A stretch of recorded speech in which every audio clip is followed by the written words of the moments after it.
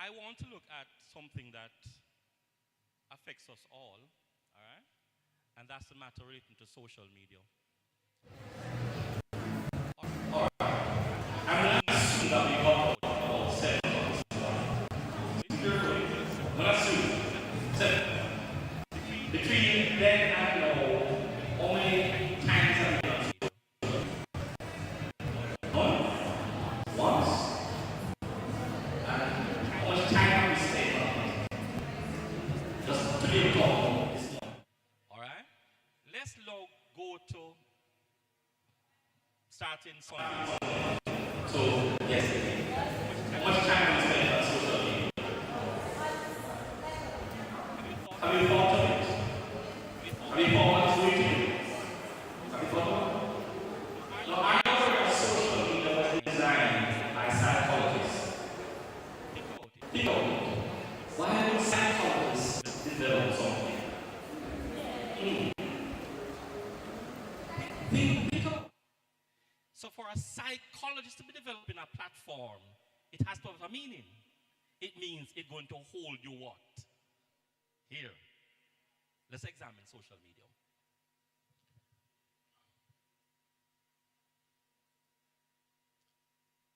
Next. The question I want to ask you, and I want to think carefully about it, is can you?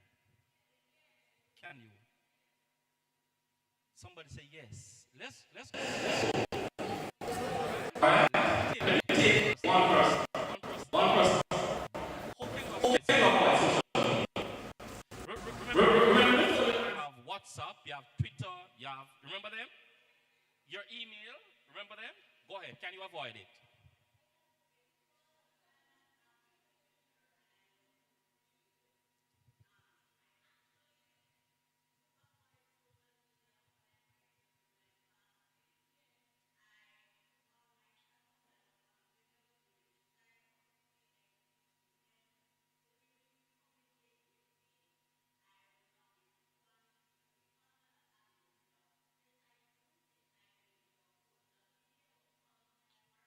Let's wait 1 second now. Remember, I'm saying let's take it for a month. Can you?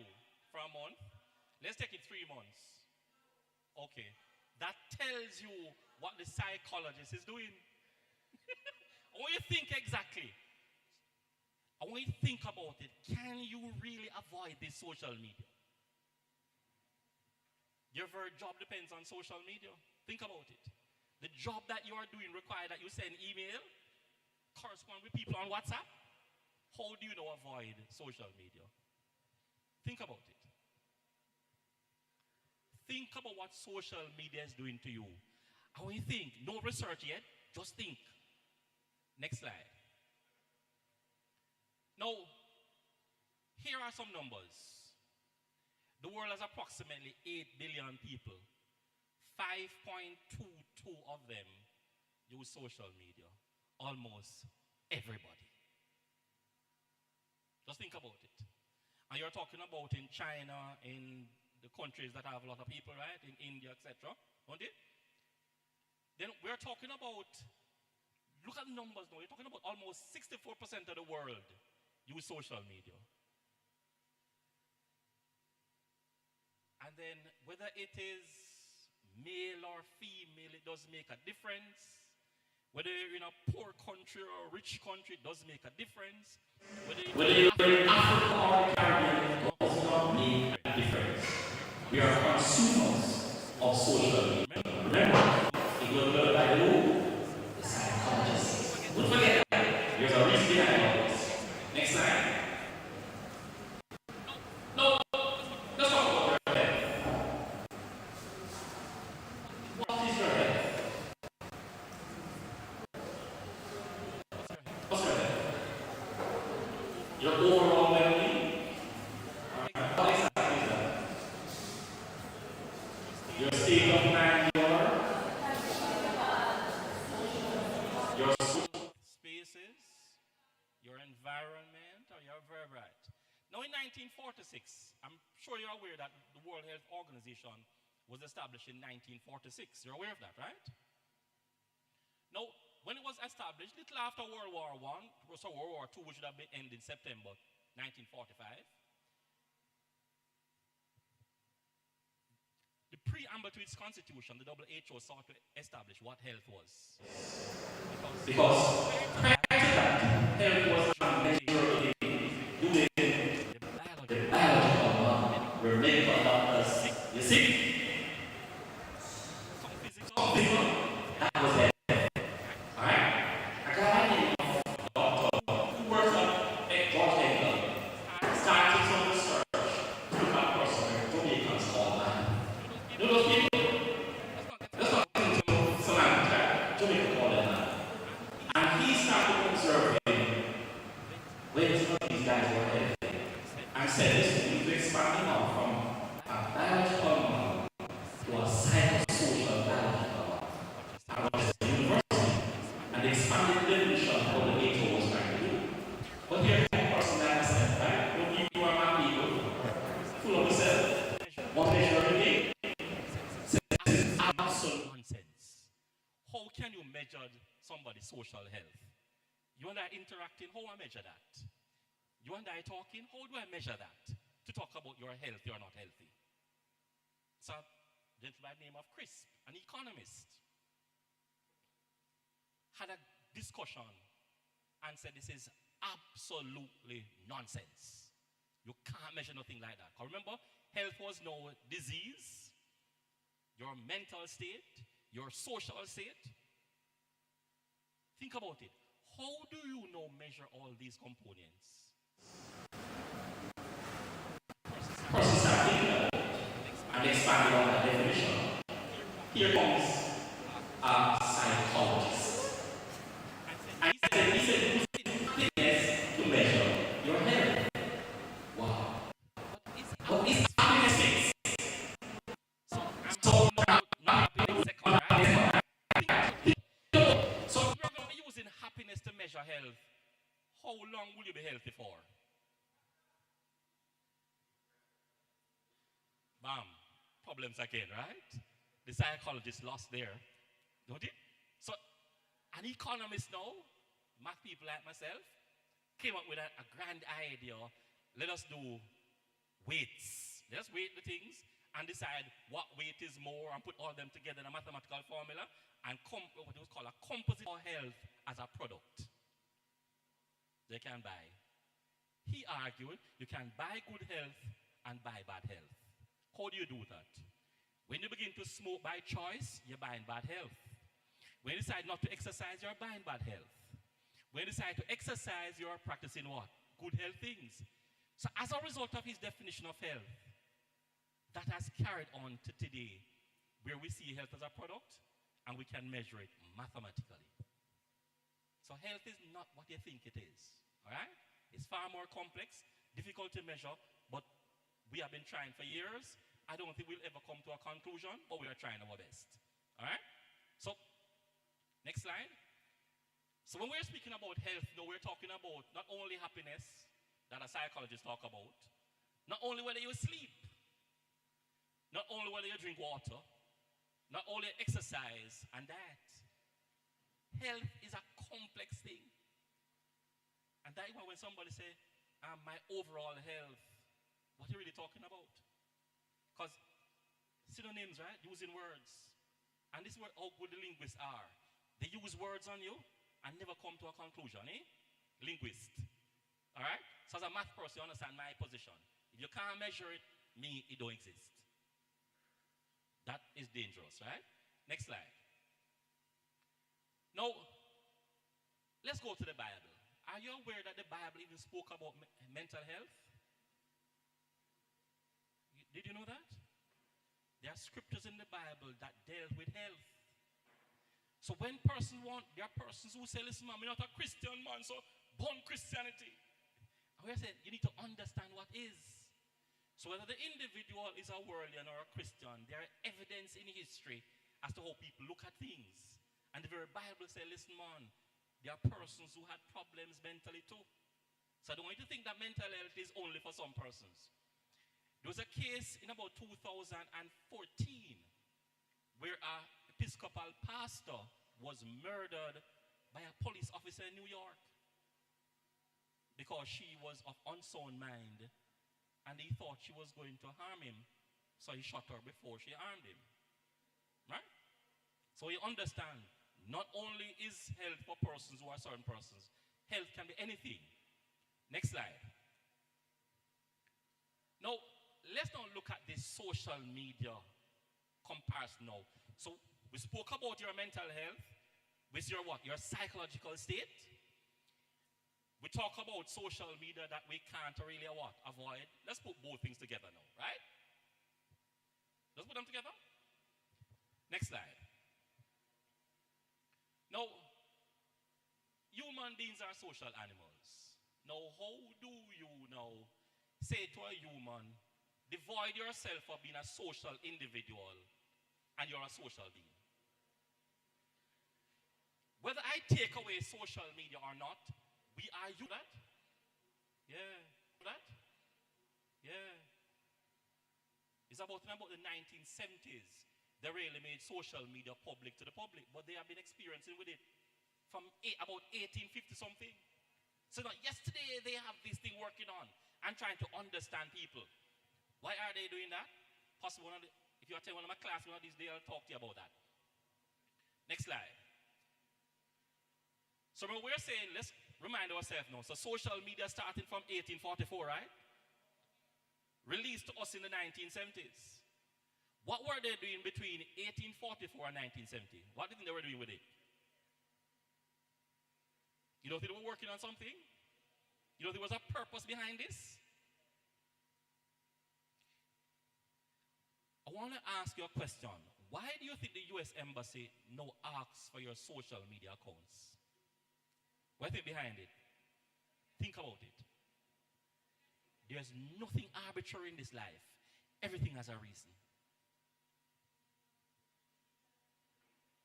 Remember, social media is dealing with your what? Your mental space. Your mental space as to how you what? Interact mentally. Why would the US Embassy want to see how you think about things? Think about it. Next slide. Now, I did this work for my second doctorate.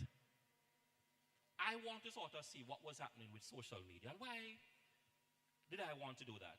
I've been observing. So I spent some time on TikTok in the days, and I just watch women and men talk. So right now I think there's a problem now with TikTok boss and Jetty, right? You know that one? And at one point there's a problem with Annie, cursing off everybody in the world, no longer things like that.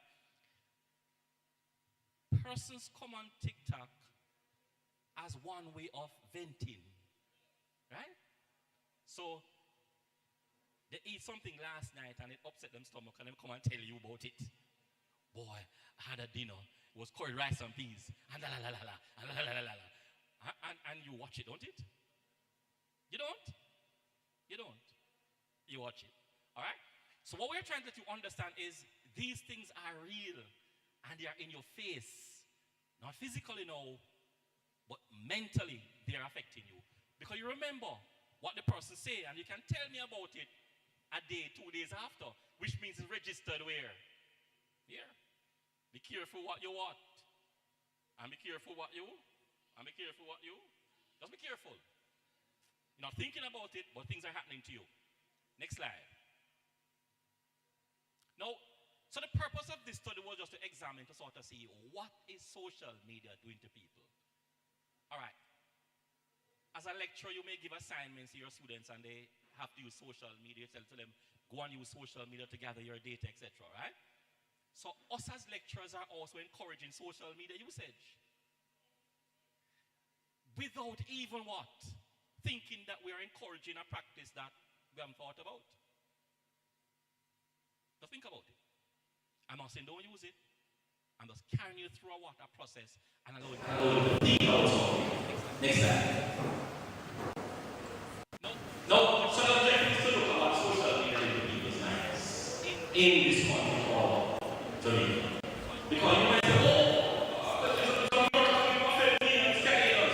this study is about us. Is that clear? Next slide.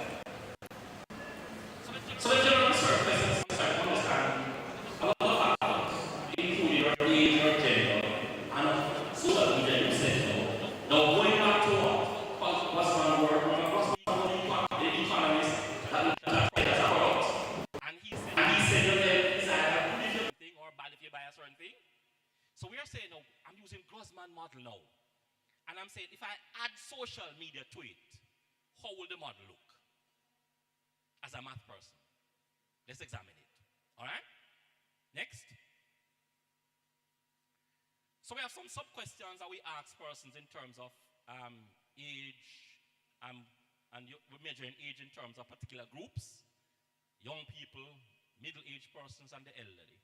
We have particular definitions for these to ensure that we understand what we're trying to do to make sure we're measuring the issues. Looking at differences in terms of things, and we're going to try to create a model at the end of it, including social media in a mathematical model. Next. So that's your mental health. We all can read, so I won't read it. I'll give you a few seconds to look at what mental health really is. I want you to remember it. Why? Because I'm going to be using it later. Remember what mental health is, all right? So mental health is your state of mental well-being, not health anymore. We'll move it now from health to your well-being. I remember well-being means your overall state, your happiness, your food, diet, all of this constitute that. WHO said this. Using that definition now, let us move on. Next slide. What is social media? We also define social media. The gentleman, I thought, had a good definition of what social media is. So he said that social media, all right, is what?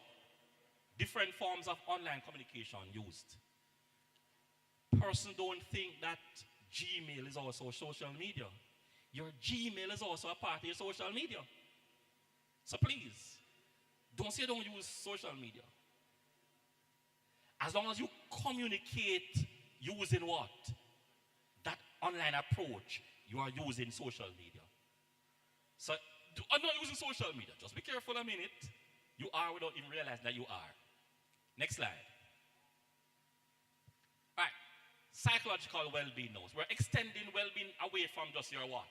Your mental state. Your psychology now. Just like how they use the psychologist came with social media. Let's get into the psychologist approach. That's what this is all about. So they say what social media is. Tang Excel 2019 and Sarah 2023 stated what this psychological well-being is. Far broader than what? Mental health, but not as broad as what? Well-being. All right? Next slide. Next slide. We'll have to do that. So, I said to you, I'm a math guy. And for me, it don't exist if I can't prove it. But I believe in God, right? Understand that. Talk about that later. So we are using the same approach that an economist developed to look at health as a what? As a product. And because health is a product, I can determine what your good health is going to be using social media. Is that clear? I'm not concerned about your bad health practices. I'm concerned about your what? Your good health practice. What are you going to be doing to ensure that you remain what? Psychologically what? Healthy. That's what I'm concerned with. Next slide. All right, so human capital model was developed by Grossman, 1972, right? Work was quoted in 1979. And he's now saying your health is a product, and I'm going to determine your health. Next slide. This is how he determines your health. Next slide. So he's saying that an individual's health is your health now, which is HT, your health in the past, which would have been the day before, and then other factors, such as behaviors, genders, even your health insurance is also a part of your good health. Practices. So education is a part of your health. So somebody say, but why do I need education? Just think about it for a minute. It's good for you. Even if you're not working, because you make certain choices. The more you are educated. Don't forget that. Next slide. So having looked at Grossman model, Smith and Kington, 1970, 1997 A and B, expanded on Grossman work. Remember, Grossman did his work in 72, 79. These guys came up now and they are demographers, expanded on the work and added more factors to determine somebody's what? Health. And they say, we can determine that person's good health by them age, them gender, them religious, them this, them that, and that, all these factors. nobody looked at what? Social media.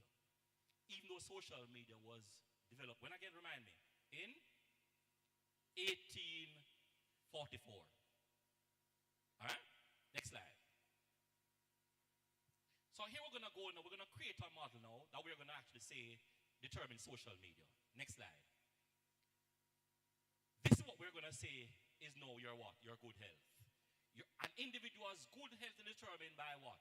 Psychological factors, social factors, and economic factors. And inside of social, psychological factors, we're going to introduce social media. Let's see how social media pans out in this equation. Next. Next. So I'm saying I am concerned with somebody's what? Mental state. So out of the psychological, I'm just going to take the psychology alone out of the equation and look at the psychology of an individual only as it relates to the person's age, social media, and what? Gender. Can I determine somebody's psychological state by using these factors? Can I? And these people are going to be what? Jamaicans. Next slide.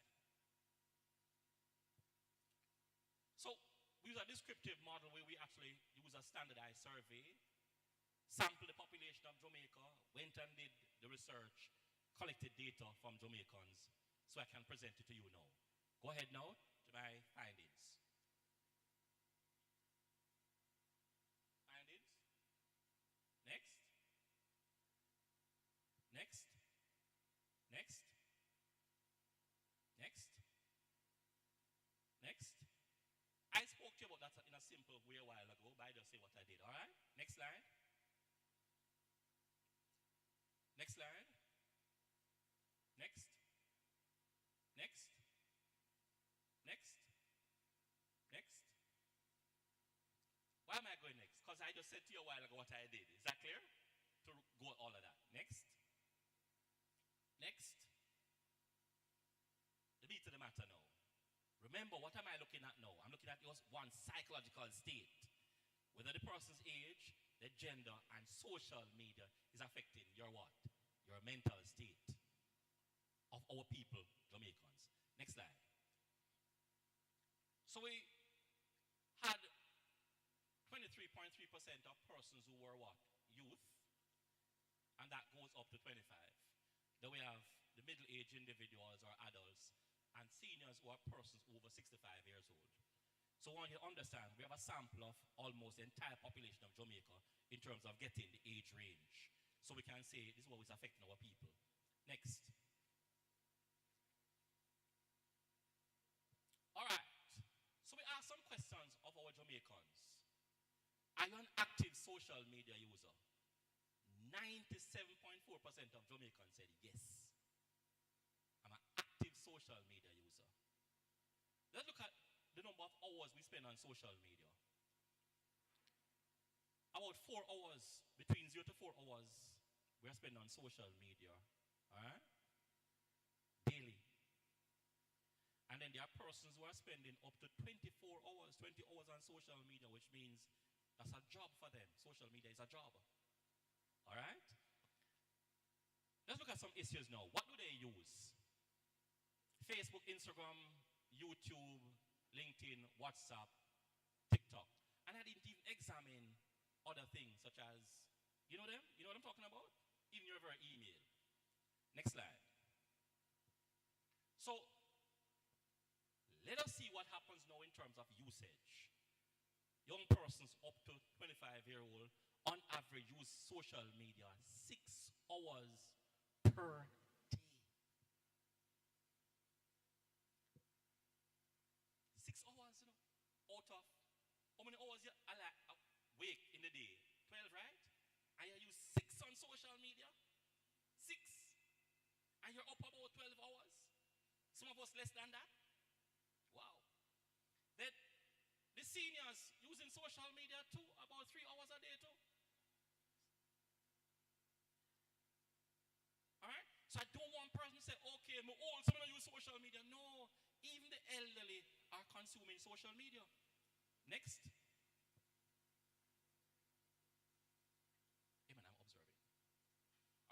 So we have some issues that are happening in terms of individuals. We look at some factors, all right? Break down the factors in terms of trying to examine social media. The next one, take me through. Next slide. Next slide. So let's look at the model now that we're trying to create. Age. You're going to be looking at the column that is marked SIG, and any value less than 5%, which means 0.05, is significant. Look at it. Age is significant. Number of access to social media, not significant. But the number of hours we spend on social media is significant. But that is minus, which indicates social media is destroying your mental health. The more you use it. And this is Jamaicans. Remember, it is not the access that destroys our health, but it's the what? The usage. The more you use it, the more it destroys your what? Your mental health. The very thing that is supposed to be helping you what? Communicate, right? Think about it. So, what is our model saying to us? Remember, age is destroying a part of the what? The process. Remember, young persons use social media pretty often, including the children. They are the ones who are consuming more social media. And remember, social media is negatively affecting their what? Mental health. So as teachers, we have got to find a way to moderate that social media usage of our children. We have to find a way. Because we're destroying them more and more.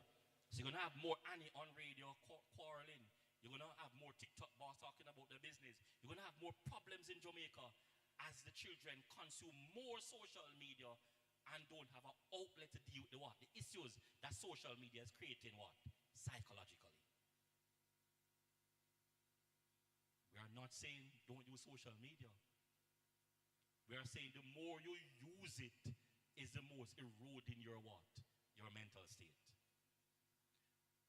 Teachers, you have got to find a way, and the very students who are here, you have got to find a way to moderate your usage.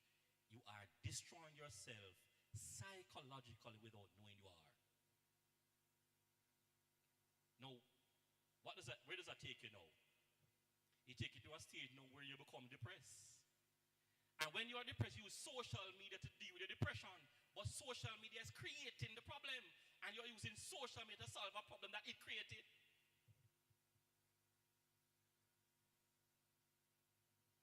And we don't have enough mental health practitioners in Jamaica. We don't have enough mental health facilities in Jamaica. So we are creating a problem that we can't solve.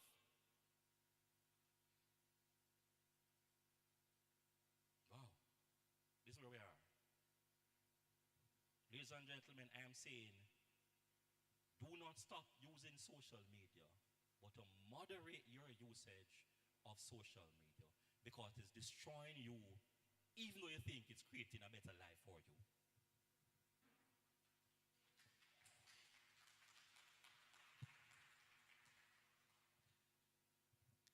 Ladies and gentlemen, what a presentation that was. We started, so we heard 30 minutes worth of substance about social media. And I too am interested in social media. And the reality is 30 minutes, just not enough to discuss all that's happening with social media. But we got a good taste of what everything is all about, right? All right, and because of time, we can't have any questions. You have a question, Mr. Malcolm? All right, let me allow you. All right, so I'm going to allow 2 quick questions and then we continue.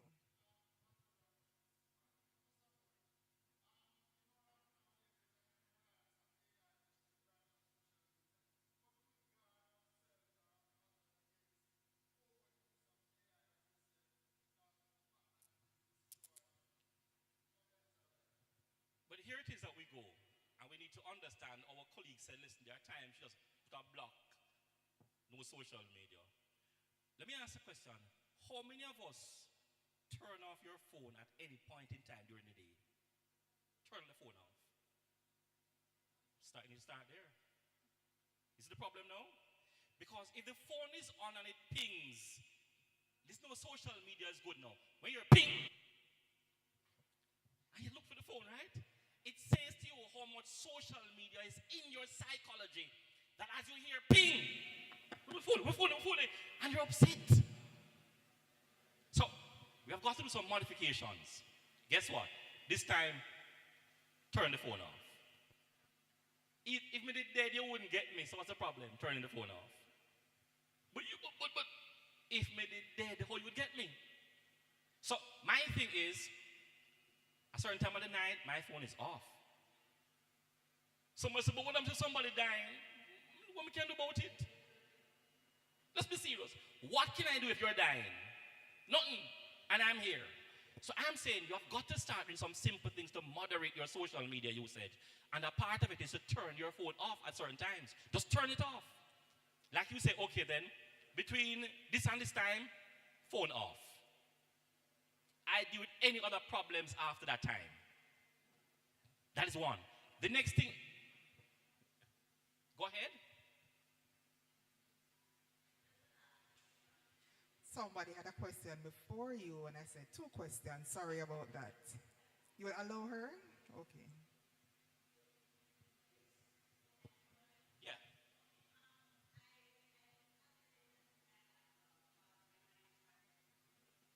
Right.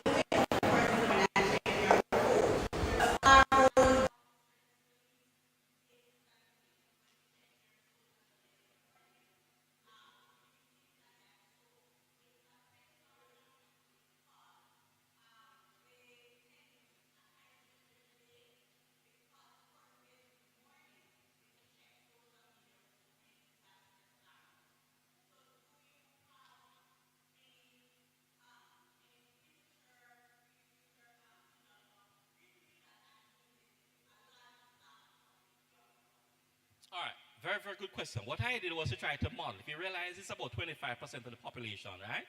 Which is in keeping what Jamaica population is. You're asking why not dissect just that group alone, those young persons? The answer is simple. And let me give you an insight into Paul Bourne. I create, not follow. So after I have created a thought, I back out, leave the thought to what? Germinate, let somebody else come in and explore. And I move to a new thought. Because what I'm saying, I now know that's affecting the youth a particular way. I know that. So I don't have to study them again. I understand that. My next challenge now is to move to a group of persons now who are or were not studied inside that sample. Somebody else. So you're asking a good question, but possibly you could work with it with Paul Bourne. But right now I have no interest in looking at that again. I'm into something area. What I'm into as we speak is examine the issue related to poverty. I think how we measure poverty is wrong. And I'm putting forward a model as how to deal with that. So I've left social media and I'm looking at another issue that is affecting us. So I guess you can pick up on his research and continue there. Thank you very much. And as we close, a quick question for our audience. So we were told that we have some sponsors, and I have a gift here to give one lucky person. So if you are able to answer a simple question, then this gift basket I have here is yours. What are the 3 factors that affect good health? 3 factors that affect good health.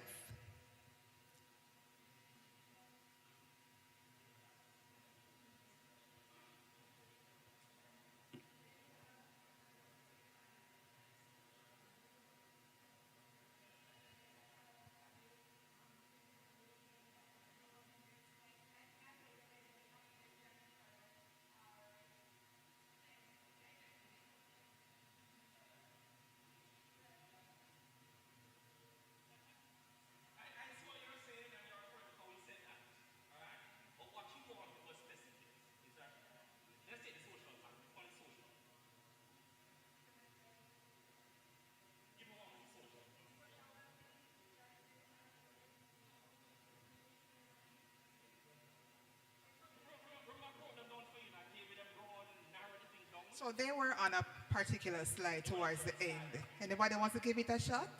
So I'm looking for 3 specific factors. All right, let me give you a clue. One starts with S. The other starts with P. And the other starts with E.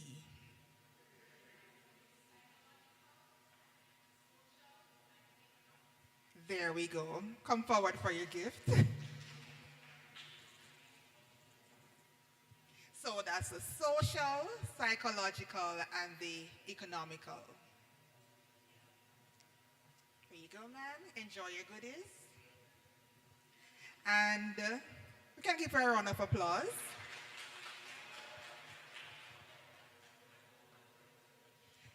And before I take my seat, let me just thank Dr. Paul Andrew Bourne. Quick question. Is Andrew your middle name or is it part of your first name? Andrew is my middle name. Okay. You know, some people, yeah. All right. So Dr. Paul Andrew Bourne, on behalf of Bethlehem Moravian College, we just want to say thank you for presenting here at our Research Day 2026. Your topic was very interesting, and we do wish we had enough time to go into the details. But what you presented here today, we have something to think about, how social media really influences our mental health. And we thank you for your contribution, and we hope that you will continue your work. We see that you're a serial, what did I call this now, a serial researcher. You like to research, so from social media, now you're interested in poverty. Well, when I read your information, you like to contribute to policy making, and we appreciate that. So on behalf of Bethlehem Moravian College, thank you for your contribution. Ladies and gentlemen, we now move over to our second presentation, moderator, Mrs. Kamala Miliband.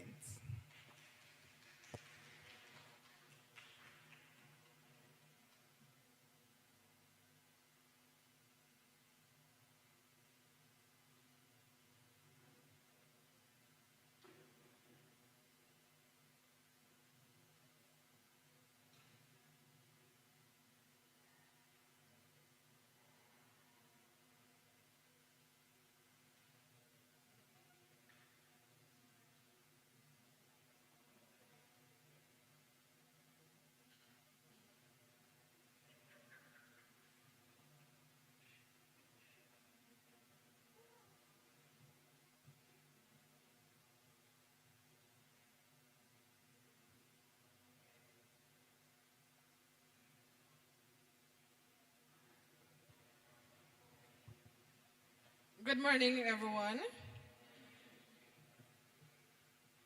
Okay, thanks for staying with us for our next presentation. This one is titled Data in the Crosshairs, Securing Privacy, Cyber Resilience, and Online Safety in the Digital Age. When it comes on to the matter of data privacy, AI, we have a lot of questions to ask. And today we have the expert with us. And I want to think that although the time is short, all the questions will be answered. Today we have Najikwa Barnes, who is a leading voice in data privacy and AI governance in the Caribbean, serving as Chief Privacy Officer and Managing Director of United Consulting International Limited. She brings a rare combination of legal, technical, and strategic expertise with many credentials and certifications in AI security and governance and data security posture management. Her work spans the design of enterprise-wide data privacy frameworks, regulatory compliance strategies, and AI governance models supporting both public and private sector institutions. She is currently pursuing a Doctor of Business Administration in Emerging Technologies, specializing in generative AI, positioning her at the forefront of global conversations on AI, on responsible AI. Najikwo has also completed a certificate in AI policy with distinction from the Center for AI and Digital Policy, AI Policy Clinic, contributing to its internationally recognized and referenced AI Policy Index, which evaluates countries' alignment with global AI governance standards. She has spoken on global platforms, including the Privacy Symposium in Venice, Italy, as well as serve as a privacy chair member for the scientific track. She continues to influence regional and international discourse on privacy, innovation, and trust. Beyond her consulting work, she has lectured in law at the tertiary level, contributed to curriculum development, and provide consultative insights to international organizations such as the World Bank, UNDP, and IDB on key international development issues. A Chevening Scholar and Governor General's Award for Excellence in Academics and Community Service recipient. She is also the founder of the Mindfulness Jamaica Initiative. Today we want to welcome Ms. Najikwo Barnes as she will present to us. I think on the board, yes, we do have the correct presentation now, and so Ms. Barnes, it's over to you. Thank you.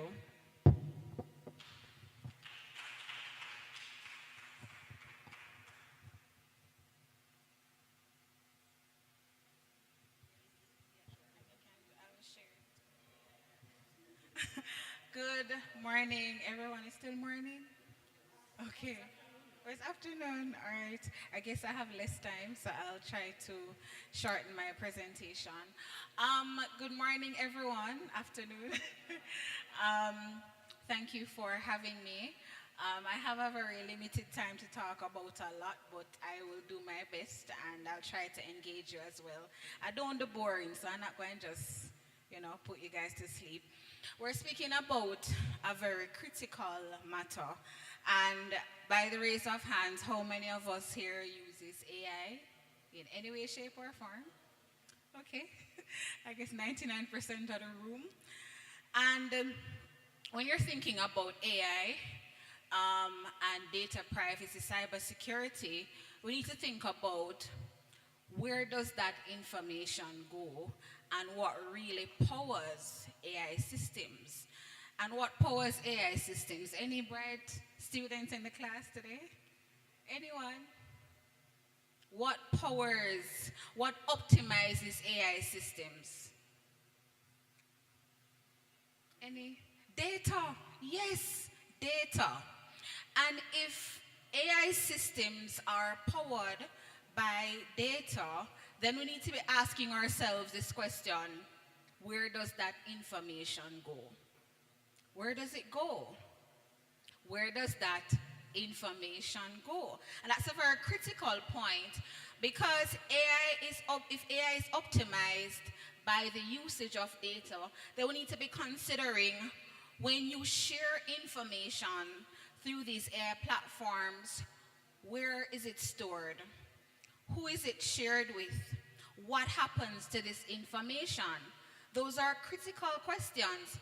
and engaging with different organizations. Unfortunately, persons are uploading entire documents to these systems. Students are uploading entire papers to be analyzed, and it contains personal information, photographs, banking information, critical, sensitive personal data, and it becomes a part of the web. It becomes a part of personal information that everyone has access to, and it's very scary. So the next time we are using these systems, we need to be thinking about what personal information are you sharing with these systems, and you need to be asking yourself this question: what happens to this information? And it seems a bit scary when you think about it, because every single day you're just thinking about the utility of the systems, but you're not really thinking about the security aspect of it. And we're like naked people walking around with our data as silhouettes defining us and carving who we are. Because your face, your fingerprint, your biometric information, your name, your address, it all forms a part of who you are.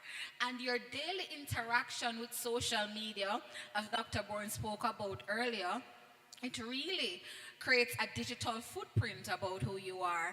And every single day that you interact with these platforms and you go and you make an e-commerce purchase, you leave your banking information online and you just auto pay. And what happened to me recently, I found out that my personal card was scammed. Well, it was pending scamming, and I caught the transaction before it actually went through. And I'm so, vigilant. And a person like me who does data privacy for a living, I felt like I wanted to pick out my hair out of my head. And it tells you that so much is happening behind the scenes. And more so with AI technologies, data privacy and security becomes even more scary, because you have more sophisticated systems now that are used to enable data privacy and cybersecurity attacks. So you don't have to be any coding or cybersecurity expert to hack into a system anymore.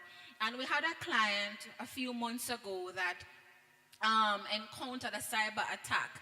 And it was a little novice trying something with some AI system. It wasn't any Harvard graduate or this brilliant nerd getting into the system. They were using AI models in trying to penetrate the company system. And in that one day, the company lost millions of dollars because of operational downtime. And we're thinking about it within the context of our day-to-day lives. Going to the bank, you're at school, e-commerce, you're on social media, you're sharing information, you're a student here at school. The school collects so much information about you. You're a member at church, the Spirit touch you, you see your face on the screen.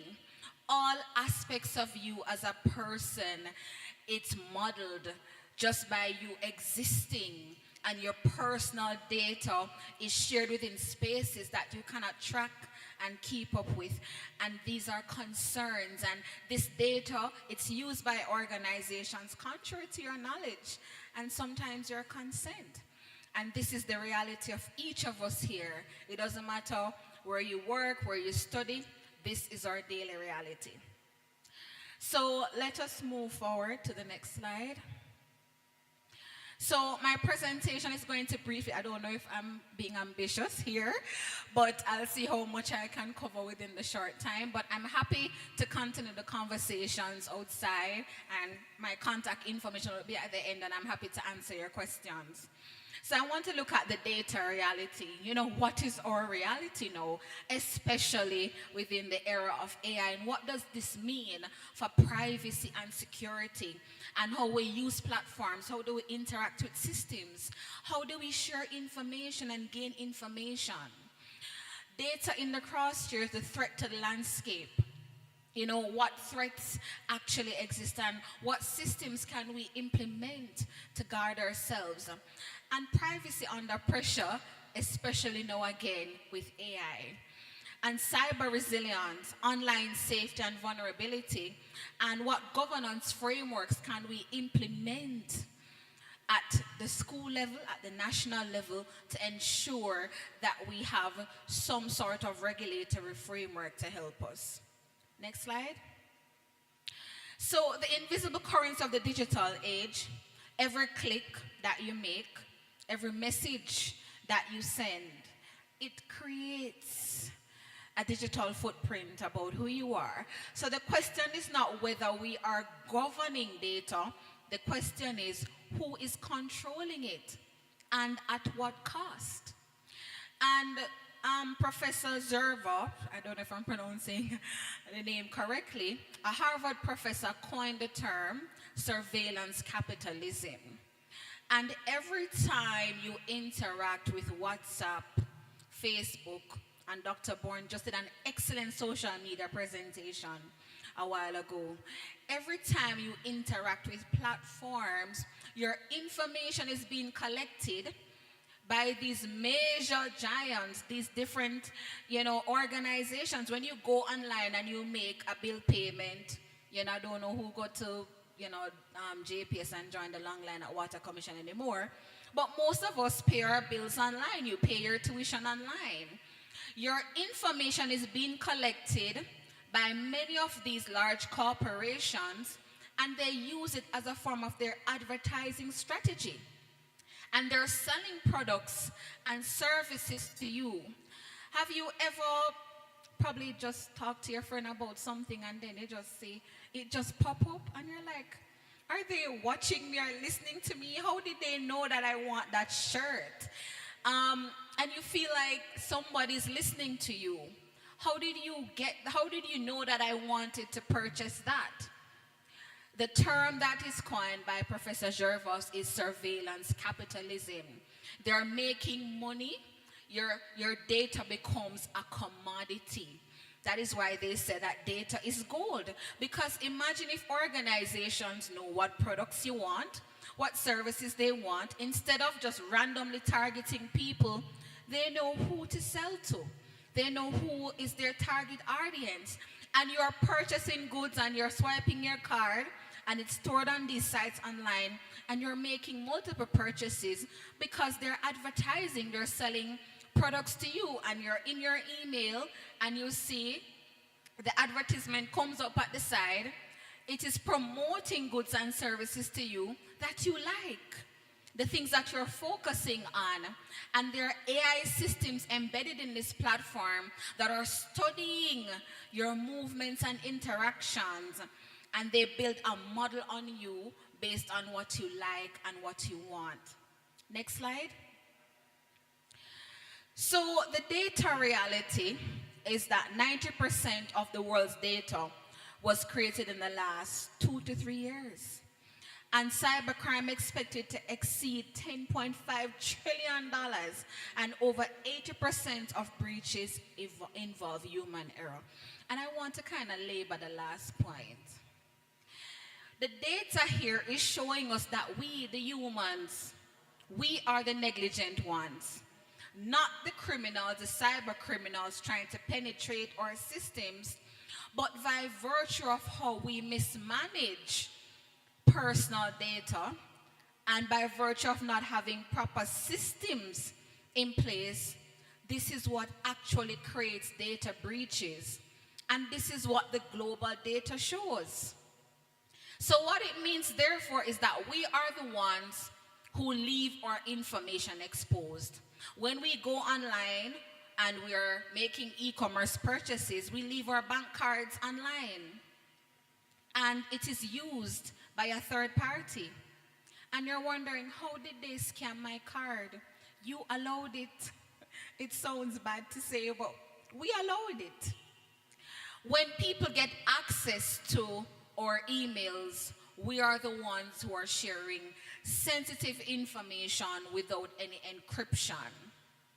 When we're in our offices and somebody comes and we have a student's medical record or grades, and it's just open and left and anybody can see and access the student's information that they don't have any authorization to access. This data is showing us that we humans are the biggest link with data breaches, enabling data breaches globally. What does it say then? We have to educate ourselves more about AI technology and how we can be more vigilant. We have to educate ourselves about data privacy, and we have to become more vigilant and aware about how we are using the systems online. And I'm not getting into any technical jargon here, I'm just keeping it as a very simple conversation, because each of us here interact with these systems every single day. And this is not an abstract cybersecurity and AI resilience that I'm talking about. I'm speaking about what do we do on a daily basis that creates negligent exposure to our data, and how can we become more aware and vigilant in ensuring that we're protecting what means so much to us. So just imagine if I did not see that bank card transaction. The person would have made 1 transaction, 2, 3, and by the time I noticed it, all the money would have been gone. And that happens to many of us. And sometimes we're too ashamed to say it because we don't want people to think that we were scammed. But this is a reality. And the data shows that cybercrime is expected to exceed 10.5 trillion. And the reality becomes more alarming with sophisticated AI systems that are now enabling cyber attacks. And so if this is our reality, we need to be asking ourselves the question, what are we going to be doing differently? We have to take personal responsibility. It's not an organizational thing anymore. It's a personal responsibility, because if our data exposes our nakedness, we're not going to walk up and down naked because people are going to think we're mad and they're going to call Bellevue. And so if our data is so intricate and intimate in identifying and defining who we are, how are we covering ourselves? So just as though you're wearing nice clothes and everybody look nice today, how are you covering yourselves? How are you protecting yourselves to prevent exposure? Next slide. So when you look at the theoretical foundation, I won't bore you too much with this, but there are theories that support this concept, and I just spoke about surveillance capitalism, which is one of the main, theories that I wanted to look at, because this really goes core to who we are. And we see a lot of litigation, Meta, and we know Meta owns WhatsApp, Facebook, right? They said old people, Facebook is an old people thing. But Meta really, through the creation of their social media systems and platforms, they are scraping and collecting your personal data. And now they're facing millions of dollars in fines because of that, because people are saying that I didn't give you consent to collect my personal data, and they're using it and capitalizing it and monetizing our personal data, because each of us here has a WhatsApp account. Most people have Facebook. Them say old people, so I don't know if most of us are old people here. Most persons have Instagram. And what they're doing through our innocent, quote-unquote, engagements with these platforms, they are studying our movements and they're using our information to generate revenue. And our information is also being sold to third parties. And when I think about third parties, when I put up on a hand, how many people here click all, accept all? Cookies, accept all. You don't even know what you're accepting, but you just click accept all. Okay. And sometimes the website doesn't allow you to move forward without accepting all. It doesn't give you an option to reject. and you want to use the website because you want to make a purchase, you need to go on the platform. It's a learning platform, it's an e-commerce platform, it's a platform that you need to use. It doesn't give you the option to proceed without clicking accept all. But what are you accepting? What are you agreeing to? You're agreeing to your information being sold to third parties. You're agreeing to your information to be used as a part of their revenue and advertising modeling. You are agreeing to your information being studied by their AI systems. And how many persons are going to be reading the fine prints? You would just want to move on with life and make the purchase. You're not going to be sitting down and read any long document and fine prints that are there. So behind the cookies and trackers, I come into the questions at the end, don't forget it. Behind the cookies and trackers, you are accepting for them to store your information and for them to track you. So they have already created a profile about who you are. And cookies and trackers seems like a boring topic, but this is something that we do casually every single day.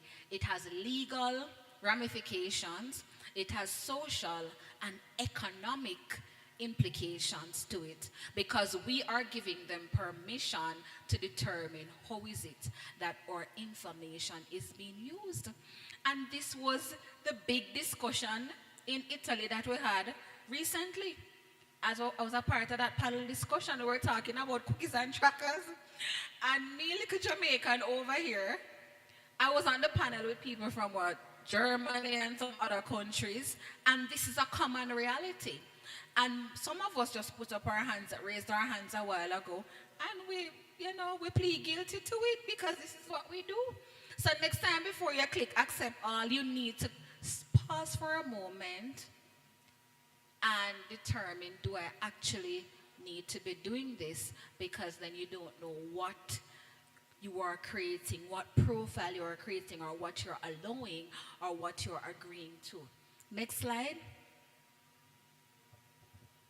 So within the Caribbean context, we have emerging data protection laws, informal data handling practices, limited enforcement capacity, and rapid digital transformation. And AI is basically moving at a pace beyond what we can keep up with. Every conference you're going to know, if AI not on the agenda, something wrong. And earlier, our guest speaker spoke about, Mr. Hamad spoke about all the different things that AI can do. And a part of that, it is also expediting the need for digital transformation. And if it is that we are going to integrate AI into our practices and our systems and in what we do, then what is the cybersecurity and data privacy infrastructure that we're implementing to enable that? Now, I don't know if anybody here knows about construction or building a house or building anything. I'm not an expert in that field. Okay, sir, I have a construction expert over there. So, sir, can you put a roof on the house without the foundation? Can you even put up the walls without the foundation? No, it's impossible, right? Similarly, if I'm using that analogy, we cannot say that we want to integrate AI and we want to move towards a direction of digital transformation without having a solid data privacy and cybersecurity platform in place. The house are going to mash down. And we saw Hurricane Melissa came in all her glory. And if you looked at most of the houses that were destroyed, they did not have a strong foundation. And when you go through the ravages and you look, some of the structures that remain, they are concrete structures for the most part. And most of the wooden structures that just nail up and catch up barely, look a breeze as Melissa come and before she even came in full force, they were gone. So the point that I'm trying to make is that Our speaker earlier, guest speaker earlier, Mr. Hamad, showed us that AI is here to stay and it's not going anywhere. And there is no zero risk with data processing. And if there is no zero risk, what foundation are we taking the time out to establish to protect ourselves? Because you cannot build on a non-existent or more so on a weak foundation. And AI usage and its integration creates and it propels exposure of our personal data. So we must have some strong foundation that is established to protect what we're trying to build on. Because what AI is going to do, it is going to expose the existing weaknesses at a rapid rate. So if we don't have any data privacy policy, the staff are not trained, we haven't invested in cybersecurity frameworks, what do you think AI is going to come and do? What do you think it's going to come and do? It is going to create chaos. Because you cannot integrate AI systems on a weak cybersecurity and privacy foundation. It is like telling Hurricane Melissa to pass through and you know your house is just barely catch up with toenail. It's not going to work, right? And we have emerging data protection laws and the enforcement aspects of the regulation are coming, but the law is fully active. So we need to be asking ourselves as organizations, to what extent are we implementing these technical and organizational measures to strengthen our organization? Okay, I see I have 5 minutes. And we have informal ways of processing data, but how can we standardize these to ensure that we are guarding the assets and what you have spent, 165 years to build? Right? That's a very strong legacy. Next slide. So what data really represents? Data is not just some random commodity. It's basically the nervous system and the building blocks, the opportunity of what identifies us: economic capital, political influence, identity and autonomy, and security risks. So can you have an institution, for argument's sake, without processing personal data? Yes or no? No. Because how are you going to employ staff? How are you going to engage with your stakeholders? How are you going to onboard students through the admission process? And you collect the students' full bill and receipt, birth paper, academic records, next of kin, address, contact numbers, everything. TRN, ID, everything. And what systems are you establishing to protect this very personal and sensitive information? And so we realize just from this very simple example that data, it's not just a commodity, but it goes core to the ecosystem and it goes core to what defines what we do on a daily basis. Next slide. So the threats landscape is real, and one of our clients recently, they had some phishing attacks, and the phishing attacks, they look so real. You're getting these emails, and for example, what's your name again? Kamala. Say Kamala sends me an email. Dear Miss Barnes, thank you for your presentation. I'm going to reply, thank you so much, it was my pleasure. But it's not Kamala sent it. But it looks so much like it come from Kamala. And then I click on the link, and there I create exposure to my system. And these are real. And then you have deep fakes, and we saw the example that Dr. Hamad gave earlier. Brad Pitt is requesting. So imagine your grandmother calling and say, boy, my granddaughter Kamala. And the voice sounds so much like her. And it looks just like your grandmother. And your grandmother says, send me $500 credit. You're going to say, okay, grandma. and you're sending it to some unknown person, and the person has cloned your grandmother's voice, cloned her face, and they have created an image that looks like her. And it's hard for you to distinguish now with these sophisticated deep fakes from what is real and what is false. Next slide. Let me try to wrap up quickly. Next slide. Next slide. Okay, thank you. So with AI is powered by data. It gives you, it feels like power, but there within it lies risks. So there is no zero risk to AI usage or to data processing. And so it goes back to how this data is manipulated, but what structures can we implement to mitigate these risks? Because we are going to use AI, and your organization will be having a program, Robotics and AI, but a part of this has to be risk management, data privacy, cybersecurity. That has to be a critical part of it, because as you innovate, you have to create a system of privacy by design. So whatever you are creating, from the beginning, how can you build privacy into that?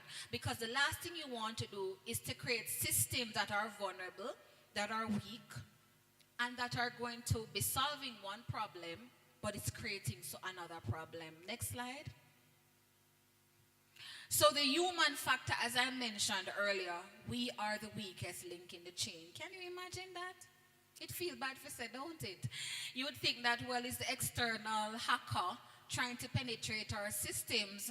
They are the criminals. But unfortunately, they are not the weakest link. We are the weakest link. We are the ones who mismanage data, and we are the ones who do not invest in and who do not train the staff and who do not ensure that we're guarding what is most important to us. Next slide.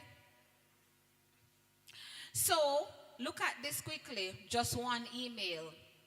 A staff sends a confidential file to the wrong recipient. No controls, no reporting. And imagine you have a financial document, or rather, you have a list of 100 students, and it contains their GPAs, their personal information, and you send it to an external stakeholder, an investor, probably a parent. What they're going to say is, what kind of careless people over there, so? And so we have to be more vigilant about how we are sharing information and what systems we're implementing to protect sensitive documents when they are being circulated. Next slide.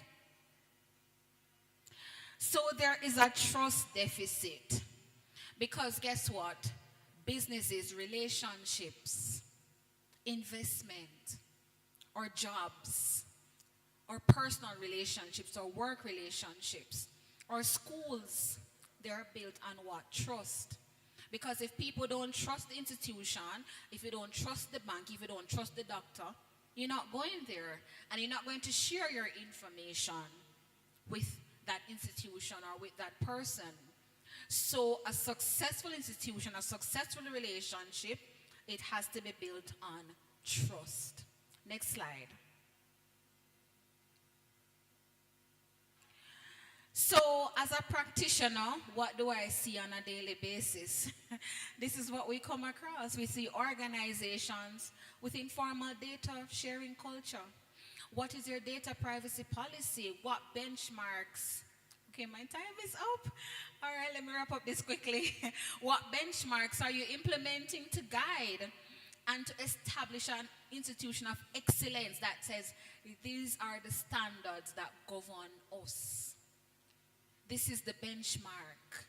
This is what we have to abide by. Next slide. So, in the interest of time, let me go to probably the last slide that has the recommendations. You can move on to the next slide. So, the governance framework, people have to be at the core, because systems don't comply, people do. And so we all have to take personal responsibility an organizational responsibility about how we collect, how we share information, how we engage with third parties, what type of agreements, third party agreements do you have in place? Are you investing in training your staff? Are you investing in implementing strong cybersecurity systems? Are we having sessions to make our students aware about the importance of data privacy at the school, at the tertiary level? How do we integrate this as a part of our daily reality? Because if we can identify the personal role that it plays, it becomes a natural part of our culture. Next slide. So let me go on to the next slide because I want to leave time for at least one question. So I think I'll probably wrap up there. So the key takeaway from my presentation is for us to acknowledge that AI is a critical part of our reality. Data privacy and cybersecurity, they're not abstract concepts, but they form the very foundation of our reality. It is identified in all aspects of the ecosystem, the silhouette of our data that, helps protect our nakedness, and it forms the foundation of the house that we're trying to build on.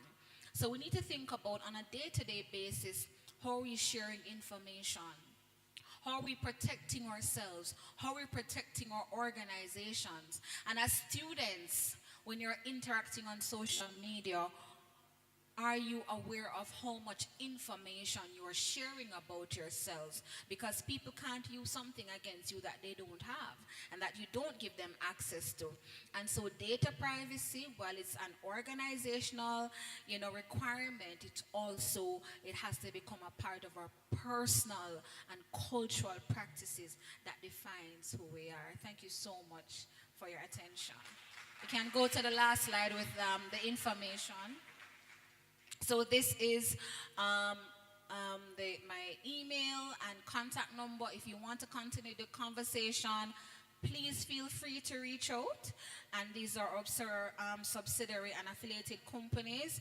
AI Transformation Partner, we have an actuarial arm, and we have a data privacy software. So if you want to ask me any questions or reach out, you can feel free to do that. The next slide has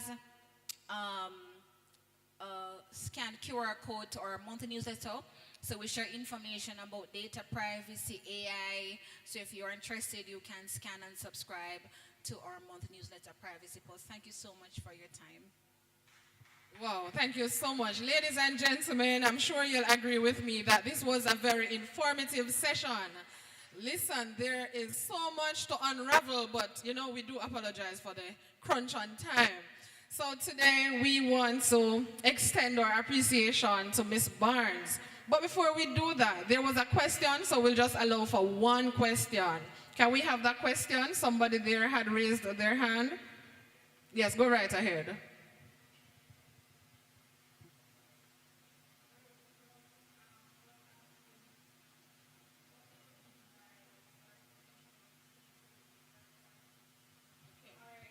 So the question is, what do you mean when you mention that our information is being shared with third parties, sold to third parties?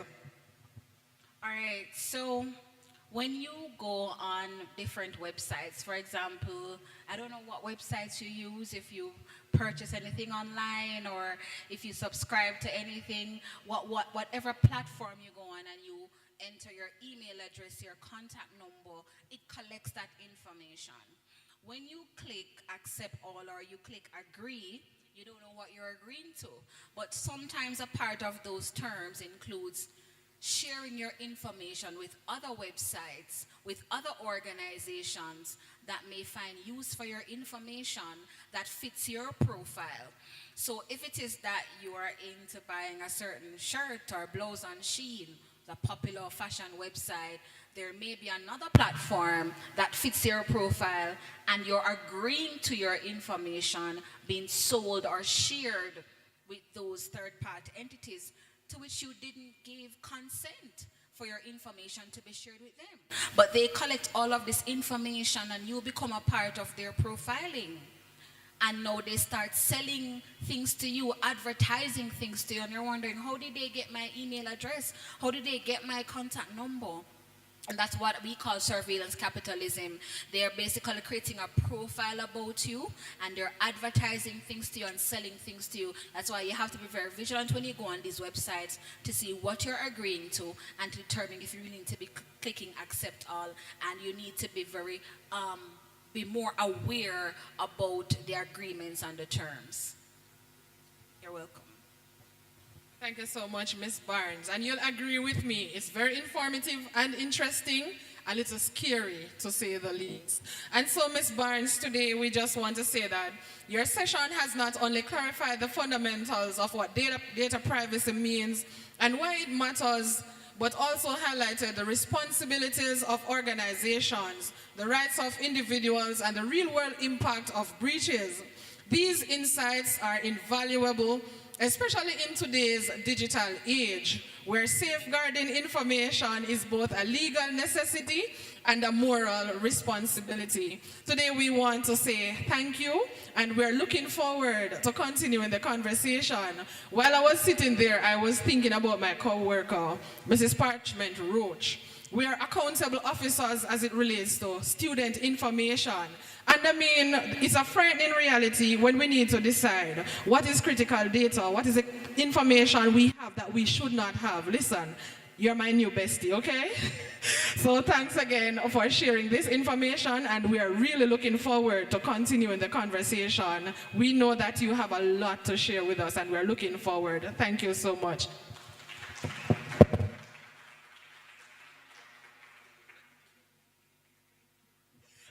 So we have a little giveaway, and while she's about to take her seat and the next presenter is rearing to go, I have that one quick question so that we can share the prize.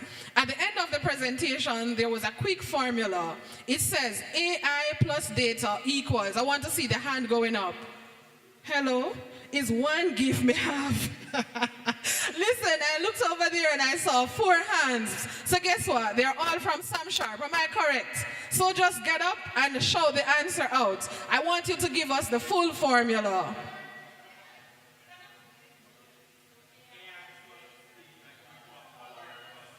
Hello, you guys saw when I was writing it down? Listen, the gift is yours. Thank you to audience for participating. This was indeed a wonderful session.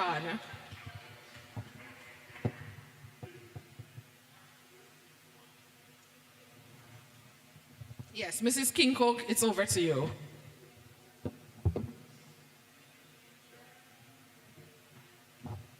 All right, thank you, Mrs. Bent. So we had an awesome session a while ago, and we have our final presenter for this session. Okay, so our presenter for this session is Mr. York Ali Walters. And before he comes, I'm just going to do a little biography of who he is, so I'll introduce him to you. Mr. York Ali Walters is a Jamaican idea architect, creative strategist, and partnerships officer at the Vocational Training Development Institute. With over 25 years of experience, he works at the intersection of design, technology, and institutional innovation, developing scalable, revenue-generating models across the Caribbean, United States, and Latin America. As founder of the Imagination, he leads, let me repeat that, as founder of the Imagination, he leads initiatives in AI integration, digital transformation, and brand systems.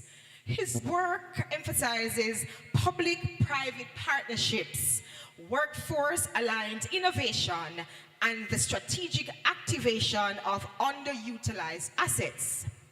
York Ali brings a systems-level perspective to education and enterprise, advancing solutions that are both visionary and executable. Ladies and gentlemen, his topic for today is making your own tools. transforming your workflow to reduce your work.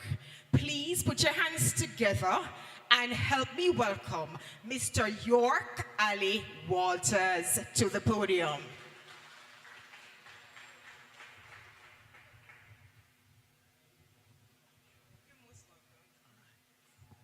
Hello, everybody. Take a listen before I begin.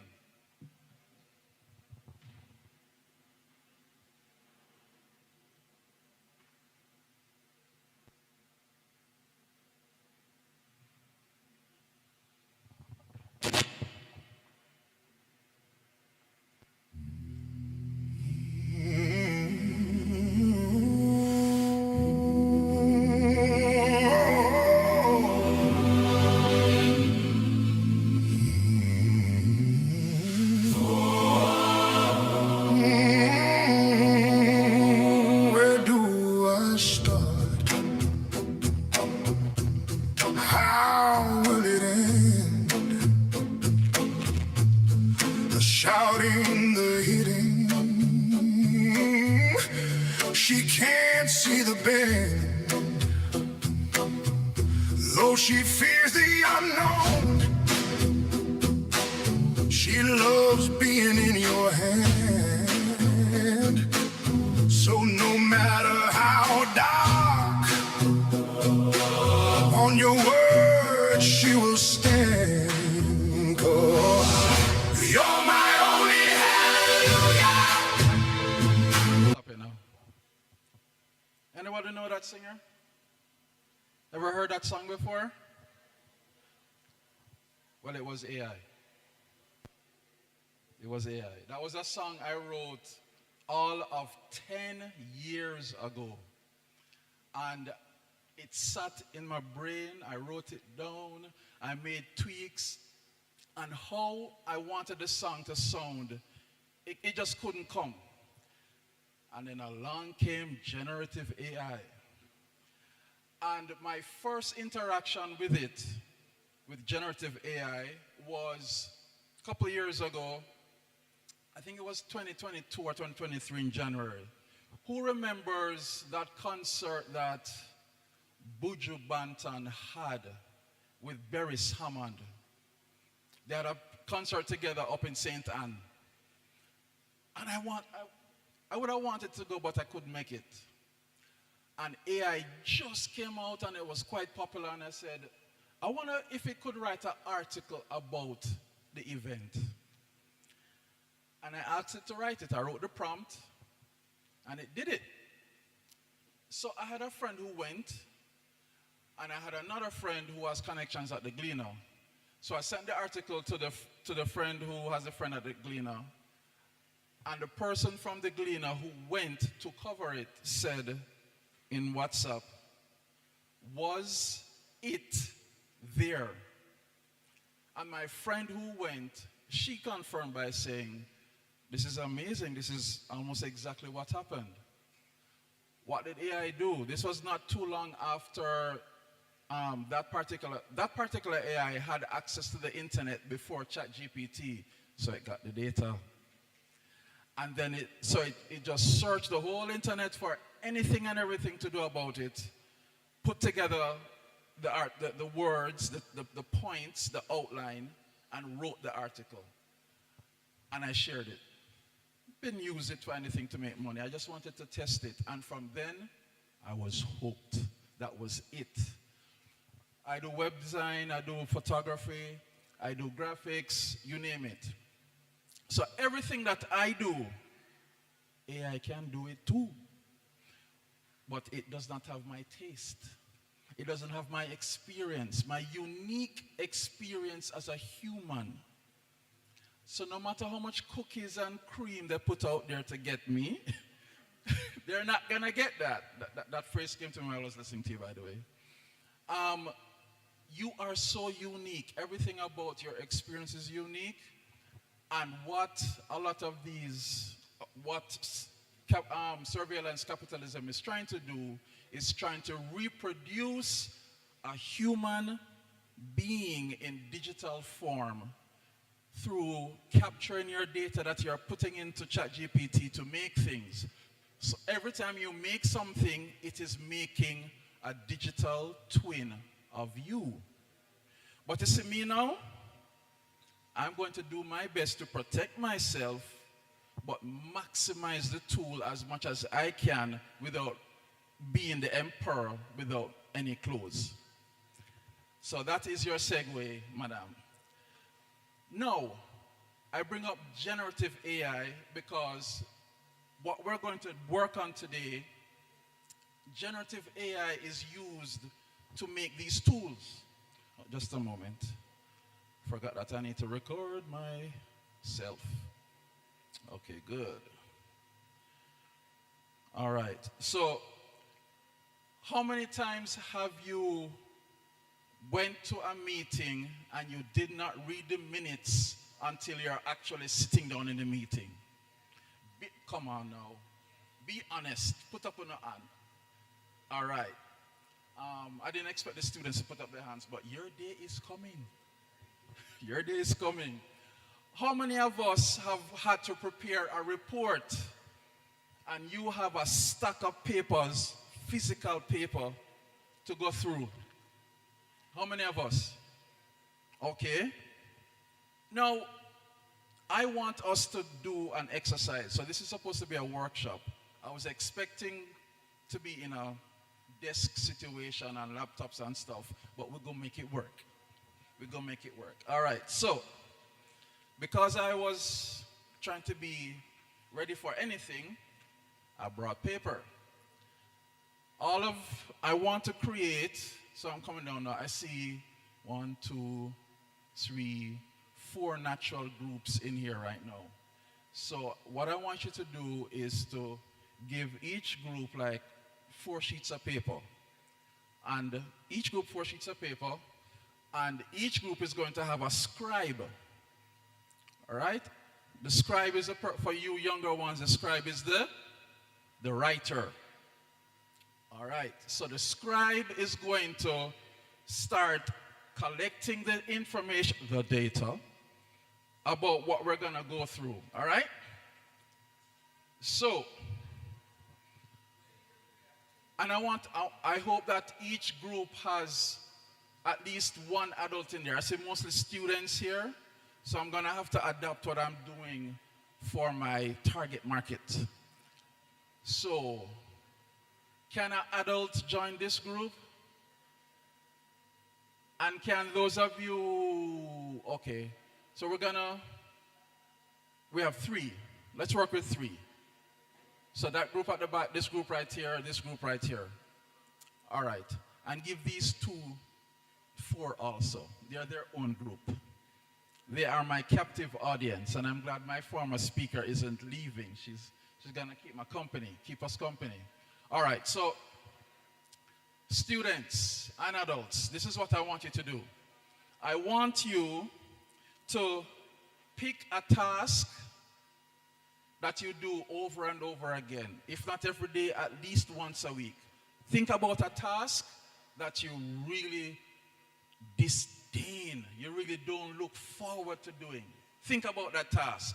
It should come like that. Think about that task right now, and I want you to write down at least 2 or 3 of them. Scribes, talk to your group members.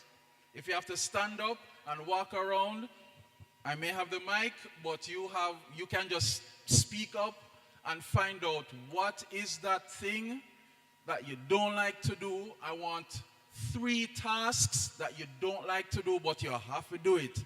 And if you don't do it, your pay going to get chopped, or you're not going to get the grade you're supposed to get. 3 tasks from each group that you just don't like to do. You have 1 minute and 20 seconds. Because in 1 minute and 20 seconds, my first 10 minutes will be up. 3 tasks you don't like to do. Write them down. Write them down. 3 tasks. 1 minute to go.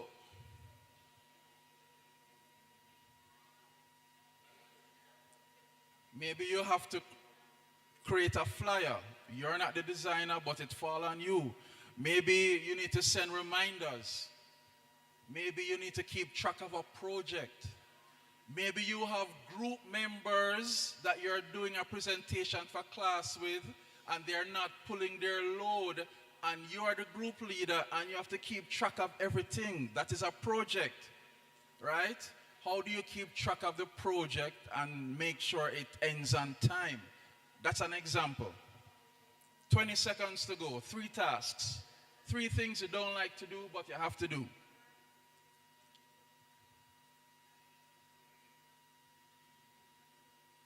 10.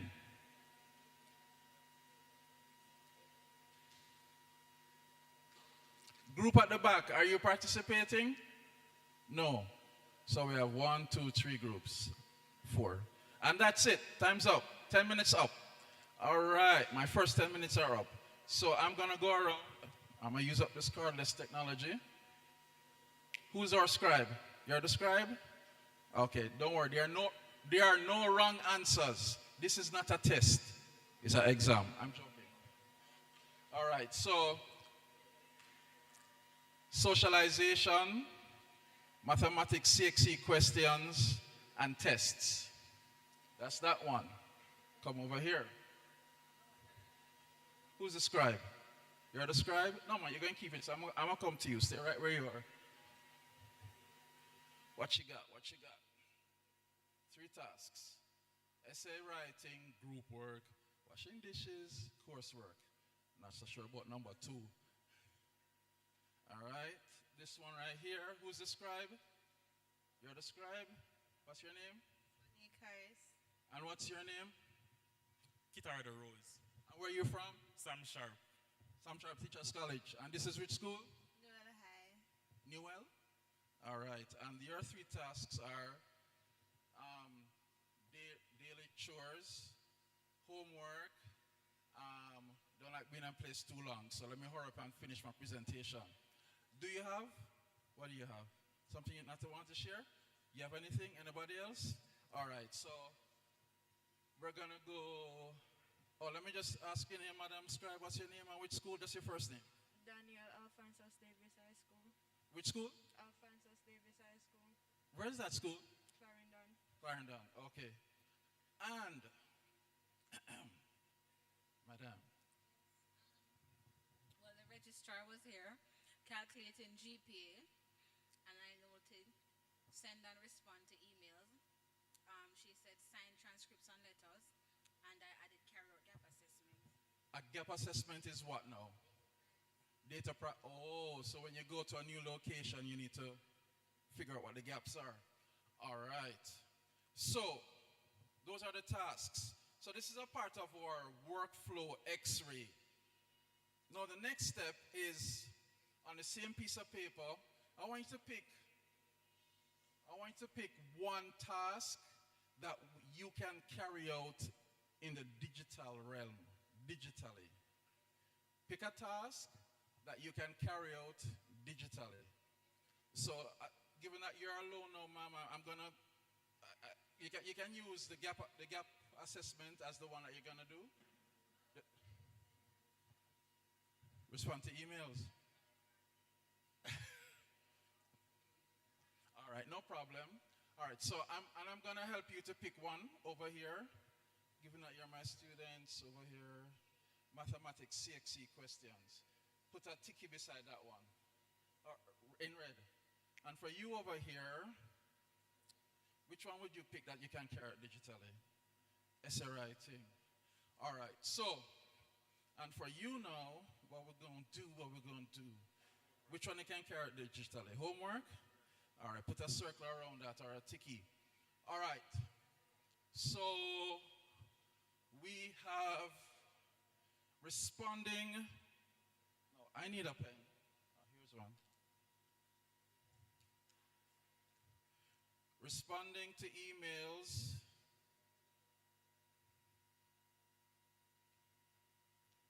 Doing homework.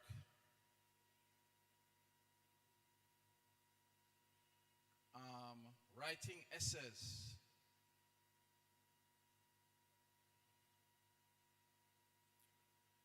leaving out one.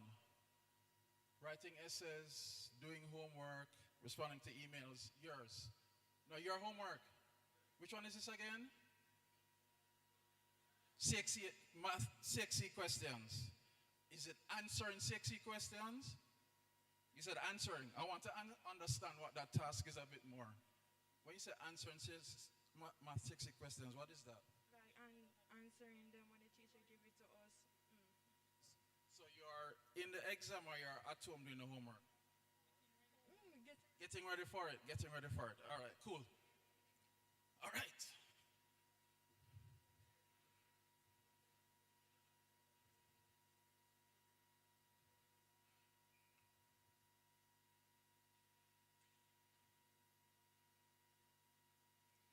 Okay. So the next step is to map the process.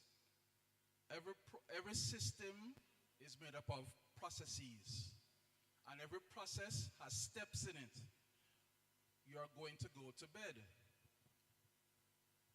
Our former presenter's path to bed is different from mine. I probably just go bathe, brush my teeth, and put on my clothes and jump in the bed. Close option. Another process is responding to an email. Open laptop, log into Gmail. Open the email that has my boss's, that is from my boss. Highest priority. Read the email. Understand the email. Respond to the email. By clicking send. I want you to think about every step that you have to make to complete a process. So I want to have at least maybe 3 to 5 steps. It can be more, it can be less. It doesn't need to go beyond 10 because we want to keep it a bit simple. So between 3 to 10 steps maximum, 3 minimum. I want you to create the different steps to complete the process. And I'm giving you 3 minutes. 3 minutes. Think about the different steps to complete that process that we just picked. Whether it's the homework, whether it's responding to emails, etc., etc. Say again? That's okay. You want me to repeat? No problem, no problem, no problem. First time is free. So I want you to write down at least 3, maximum 10 steps that you need to take to complete that task. The task is a process. Even God had a process to creating the world. Day 1, light. Last day, Sabbath, day of rest. And in between those 2 points, you have the sea, you have the air, you have the birds, you have the land, you have the animals. Write down the steps to complete your task. Write down the steps. Minimum 3, maximum 10.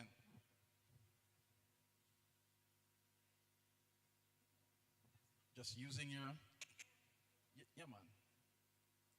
We're not thinking about AI yet. This is the part that is very necessary. Talk to your friends, get help. What are the steps you need to take to complete this task? Minimum 3, maximum 10. Minimum 3, maximum 10.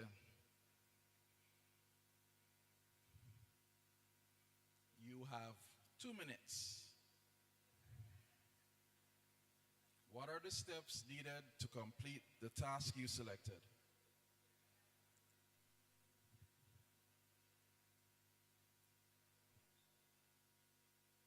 Minimum 3, maximum 10. If you're finished, put up your hand. If you're finished, put up your hand. No one's finished yet. Getting there. 30 seconds. What are the steps to complete this task of responding to emails, doing homework, writing essays, and answering math sexy questions? Finished. I'll come to you while the others are doing their thing. Number 1, seek help from teachers and peers. Number 2, create study groups. Number 3, determination, self-talk. Do you know who did a lot of self-talk? Michael Jackson. Yeah, remember that. Who else is finished? Not yet? Finished here? Not yet? Not yet? Yes?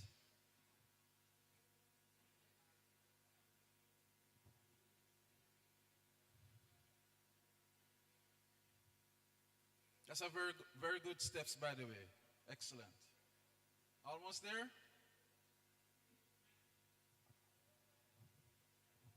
Always there.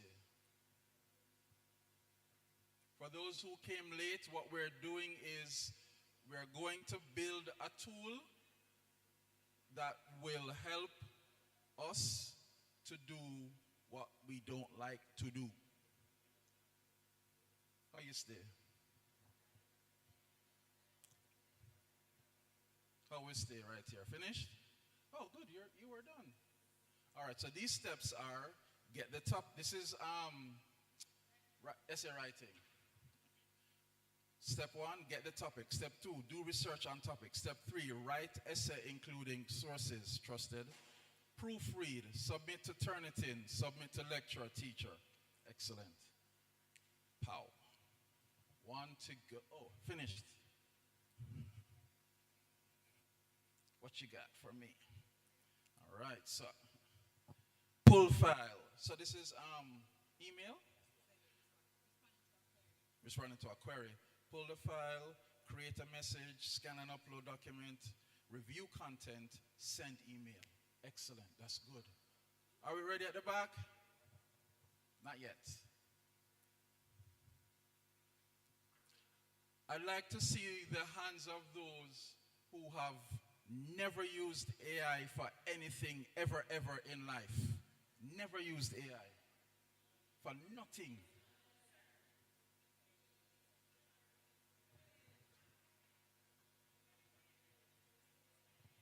Yeah, that's right. So I'm going in steps. Let me see the hands of those who use AI at least once a week. At least once for a task. Not for Google searching now. For a task. Hands of those who use AI at least once a week. All right, put on your hands. Let me see the hands of those who use AI every day that God give. Every day. Every day. Not every day. All right. Well, I guess I'll put up my hand. Are we finished yet? Not yet? All right, I can come. What we got for your steps. And your task was homework. Find books on the topic. Entrust information.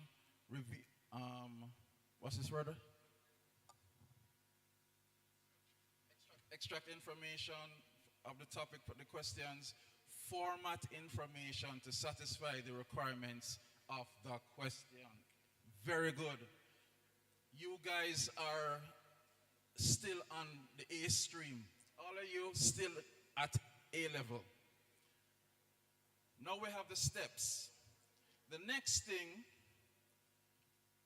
I want you to look at those steps and pick out the step that gives you the most stress.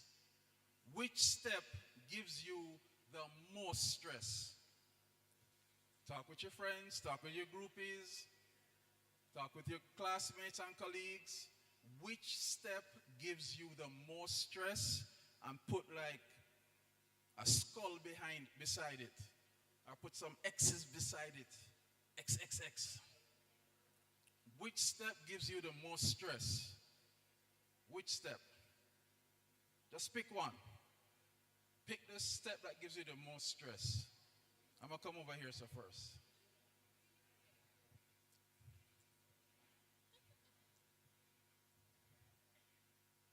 Doing the research.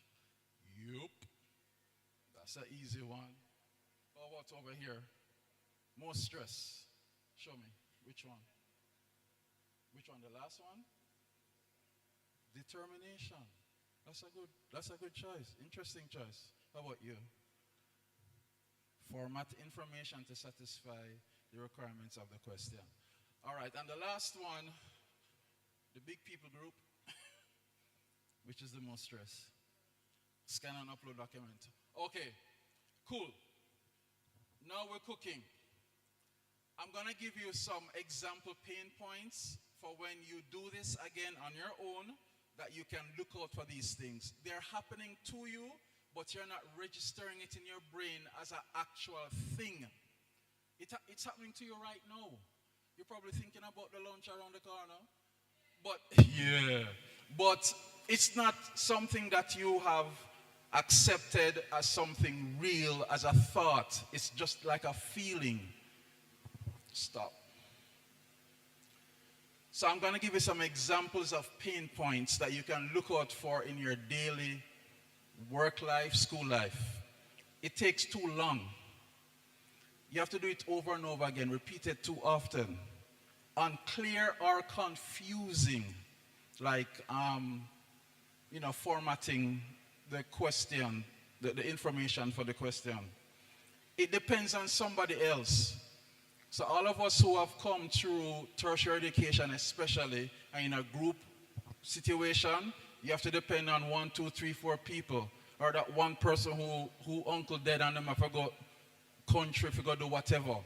Right? And that person is taking away power from going forward. That's a pain point. Too much manual copy and paste. Too much mental effort. The research or the actual writing often causes errors. All right. Now, the stressor and the pain point, those create bottlenecks in your process of getting the task done. You have time bottleneck, never enough time, I know. You have people bottleneck. You have an information bottleneck. You can have a tool bottleneck, or you can have a decision bottleneck.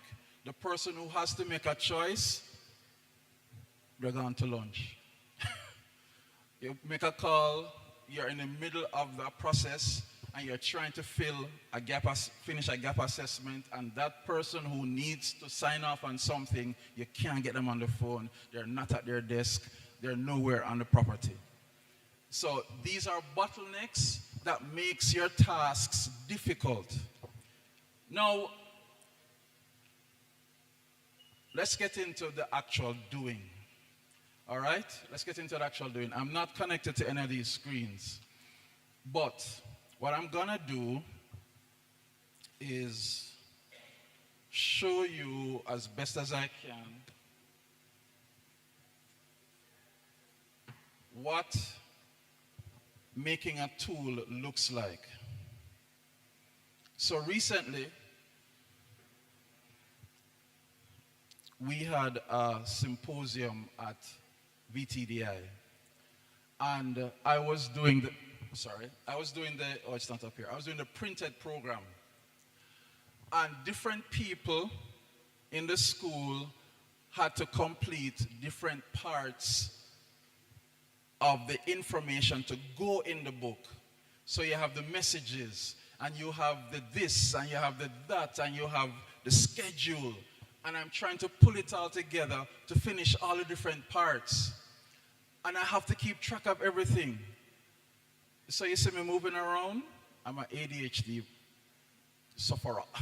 But it's not a sufferation, it's a superpower. If you have it, it's a superpower. You have to channel it. So I'm very active, I'm moving around, and I'm not gonna keep track of everything myself. So I decided to create a tool using an AI app called Lovable. Hands up who've ever heard of Lovable. One person, L-O-V-A-B-L-E. Lovable. L-O-V-A-B-L-E. It is changing my life. I have a background in making websites, but not coding.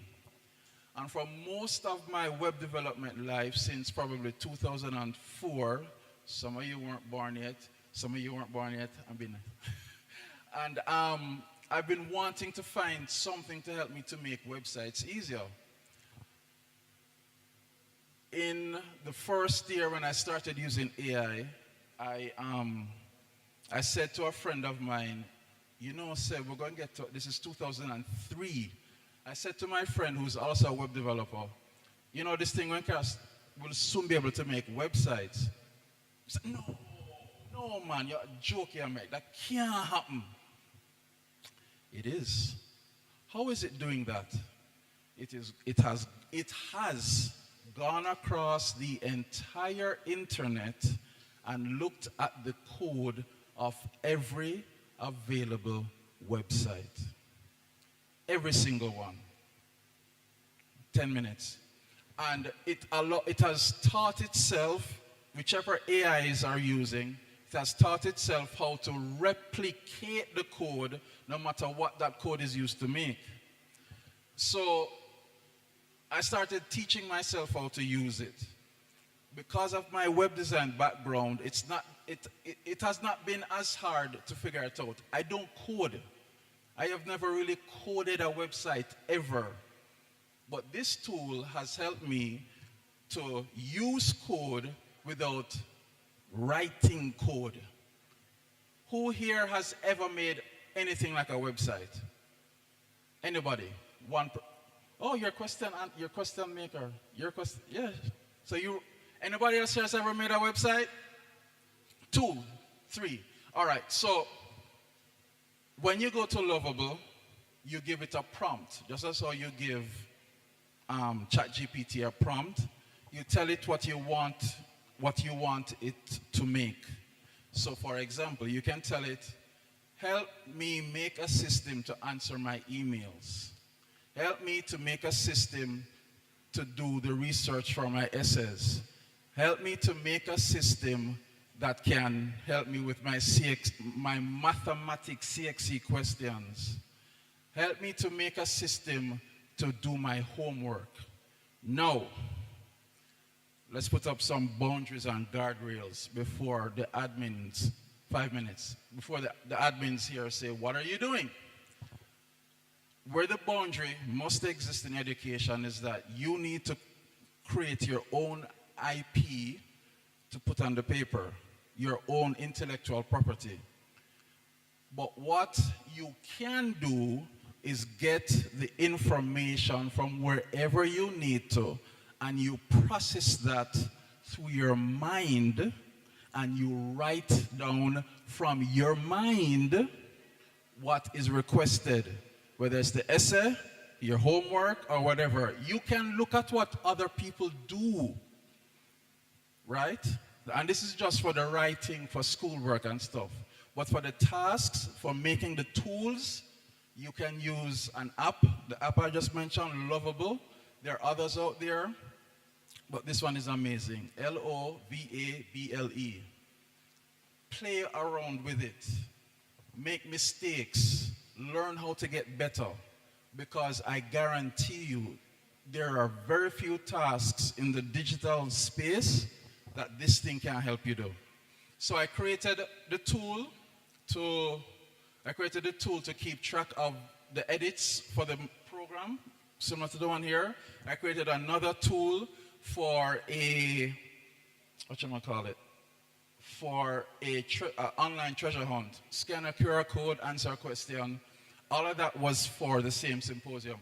And then I also created a tool that would help you, that would help the persons who are there to keep track of what is happening right then and there at the symposium, whatever time they would have been checking.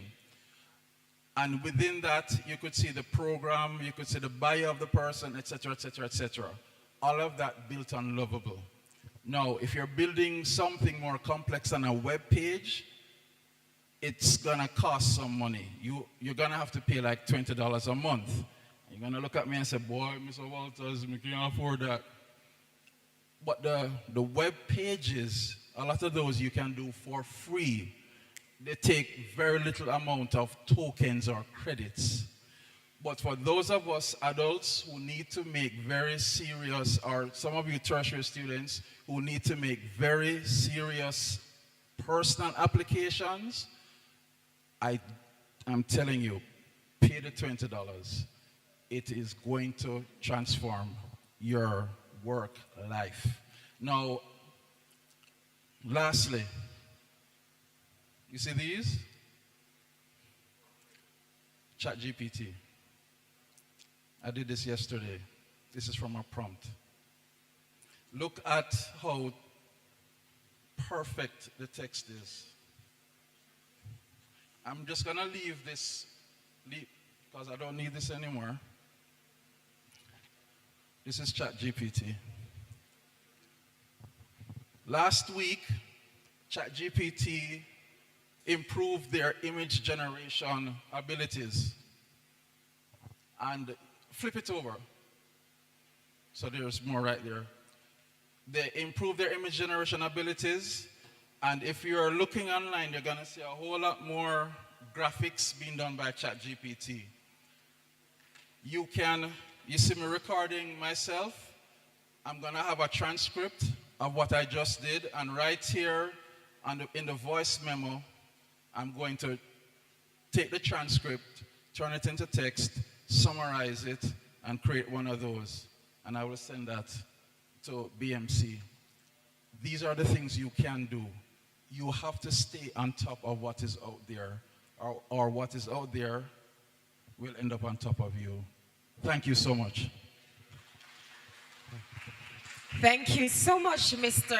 Waters, for that refreshing and engaging discussion about how we can utilize our tools with more efficiency so we can achieve more in the workspace. Can we give him another round of applause? And you know, it's interesting because sometimes presentations come with just words, but today we were engaged, we had interaction. Okay, I'm here just to say thank you to Mr. York Ali Waters. Thank you so much, sir, on behalf of our principal, our board of management, and everyone at Bethlehem Moravian College. Thank you for your presentation, and we wish you all the best in your business and future endeavors. Can you give him one more round of applause? All right, before we have the main event, which is Mr. Albert Korcher and his presentation, we are going to have two giveaways. So my first question is, what is the name of the AI song that was played at the opening of the presentation? I want the full name. Your hand went up first. Go ahead, stand and speak, please. My only hallelujah. I wanted to add to it, what's the name of the author? Thank you so much. Can you give them a round of applause? Come for your gift, please. Oops, I hope I wasn't your phone. Thank you. Sam Sharp has really been participating. Thank you so much.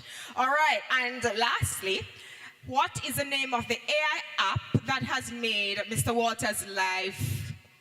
All right, I'm going to give one of the high schoolers a chance. Could you stand, please? Lovable is correct. Come for your gift, sir. Thank you so much. All right, awesome. All right, ladies and gentlemen, we have our penultimate presentation, and our moderator at this time is no other than Mrs. Parchment Roach. Thank you for your time. Hi, good afternoon, everyone. We're almost 1 hour behind, and I know that we're all hungry and we want to get lunch, but bear with us. It's just about 30 minutes. So this final session, we'll be looking at financing for equity in tertiary education, models of education financing for Jamaica. And I'm so sad to see the high schoolers leaving because I think it's quite relevant. Can I see show of hands of students who would you consider upper school from 10 to 11 grade? 10 to 11. All right, so this presentation is for you. And then we have some tertiary students. First, second year? First and second year? First year. All right, good. So our presenter today is Mr. Albert Korcher. He is a highly qualified and competent educator with over 30 years of experience in the Jamaican educational landscape. Mr. Korcher commenced his tenure as principal of Bethlehem Moravian College on September 1, 2023. Prior to his arrival at Bethlehem, Mr. Korcher served as principal at Calabar High, Monroe College, and Tarrant High School. He also spent time in the classroom as a business education teacher at Campion College. He also serves at the University of West Indies in the post of part-time lecturer in the School of Education. Mr. Korcher's academic background is deeply rooted in the area of business education, specializing in accounting and economics.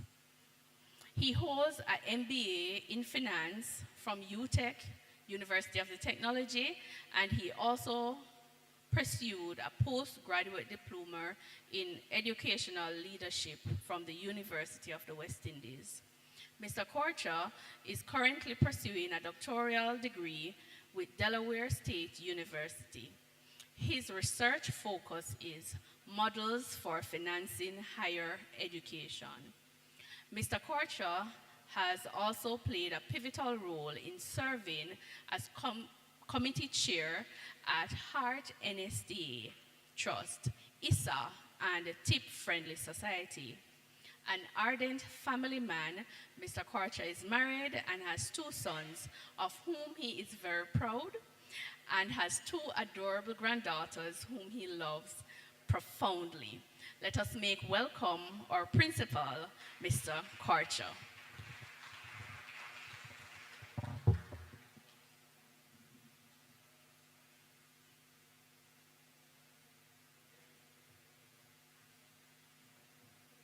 Thank you, Mrs. Root, for that very good introduction.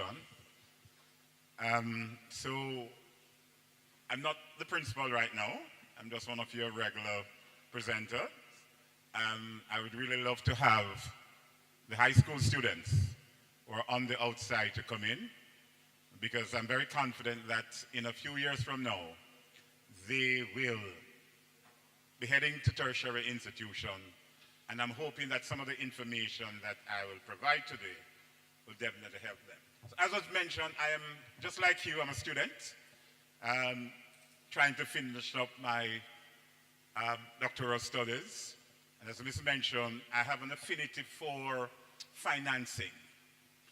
And where that came from is that very early, having been a high school principal, and just the high school students there, each year we have roughly 40,000 students who exit the tertiary, the secondary level. So when you add up all the students from all the high schools in Jamaica, roughly 40,000. Number is going down. But when you do the data, when you look at entrances into tertiary, that number is just above 5%. Only 5% of our graduates leave directly from high school sixth form into tertiary.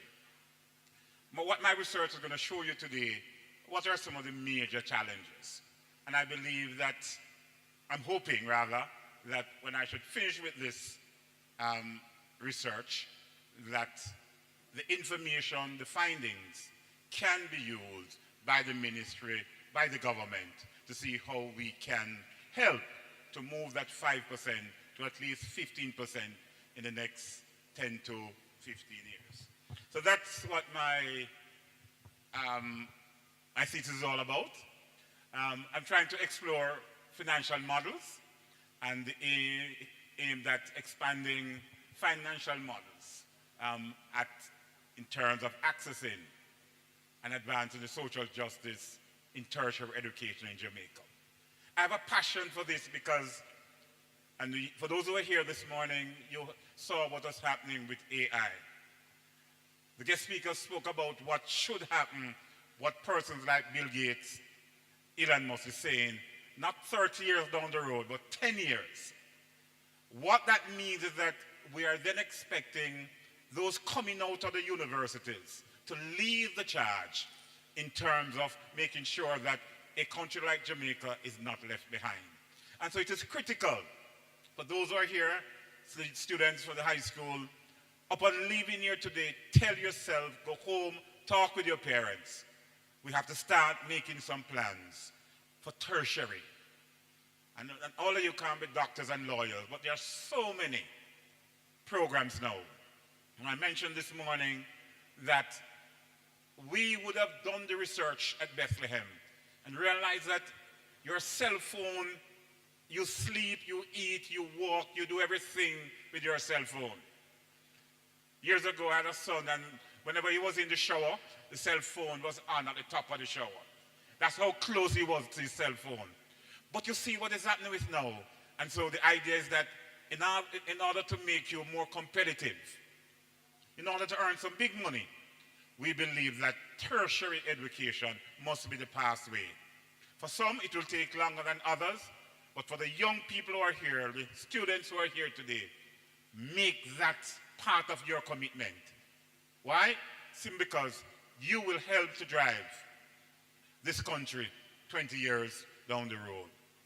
So in terms of an introduction, we all know we talk about higher education. It is critical. It is the driver for what we call economic development. And that's why I'm so worried, Sir Ahmad. We do not have enough persons coming out of the universities, coming out of the colleges, moving into the workforce to make it better for us. So the investment in what we call human capital is extremely important. Where do we get the human capital from to run the different organizations? Use some Jamaica one, your Grace, Kennedy, SEPROD, JPS. Those persons, we expect them to come out of the tertiary institution. So there is a problem. We're saying that when we invest in capital development, it contributes to, as I mentioned, economic growth.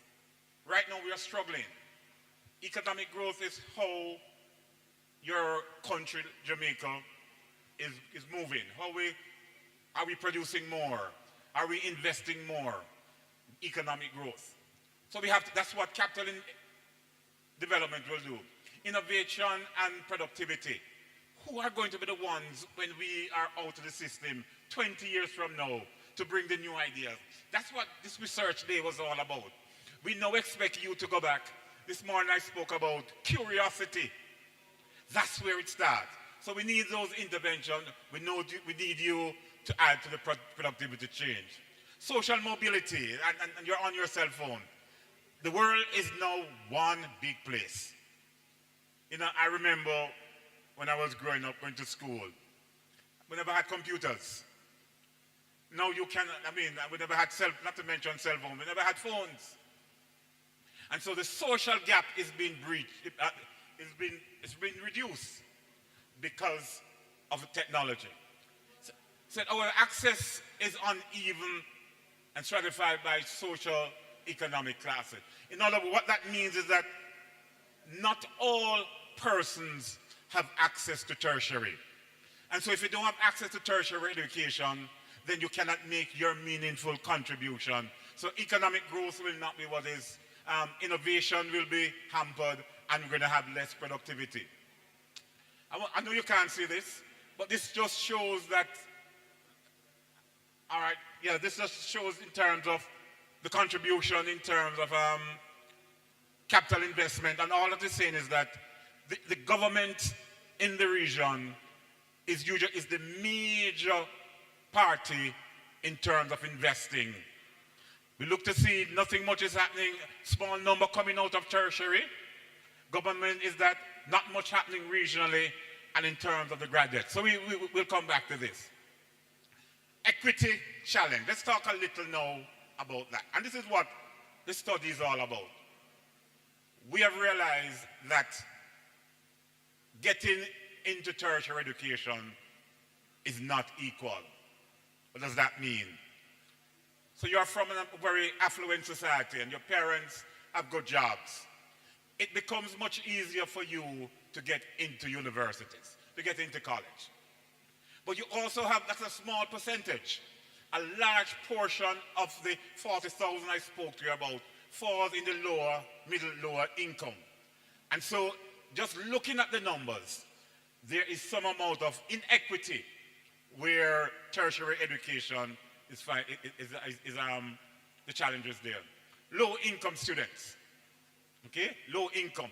So a lot of you, some students are from low income homes. And so for some of you, and for some of your parents, it is more survival than university. You have to eat food.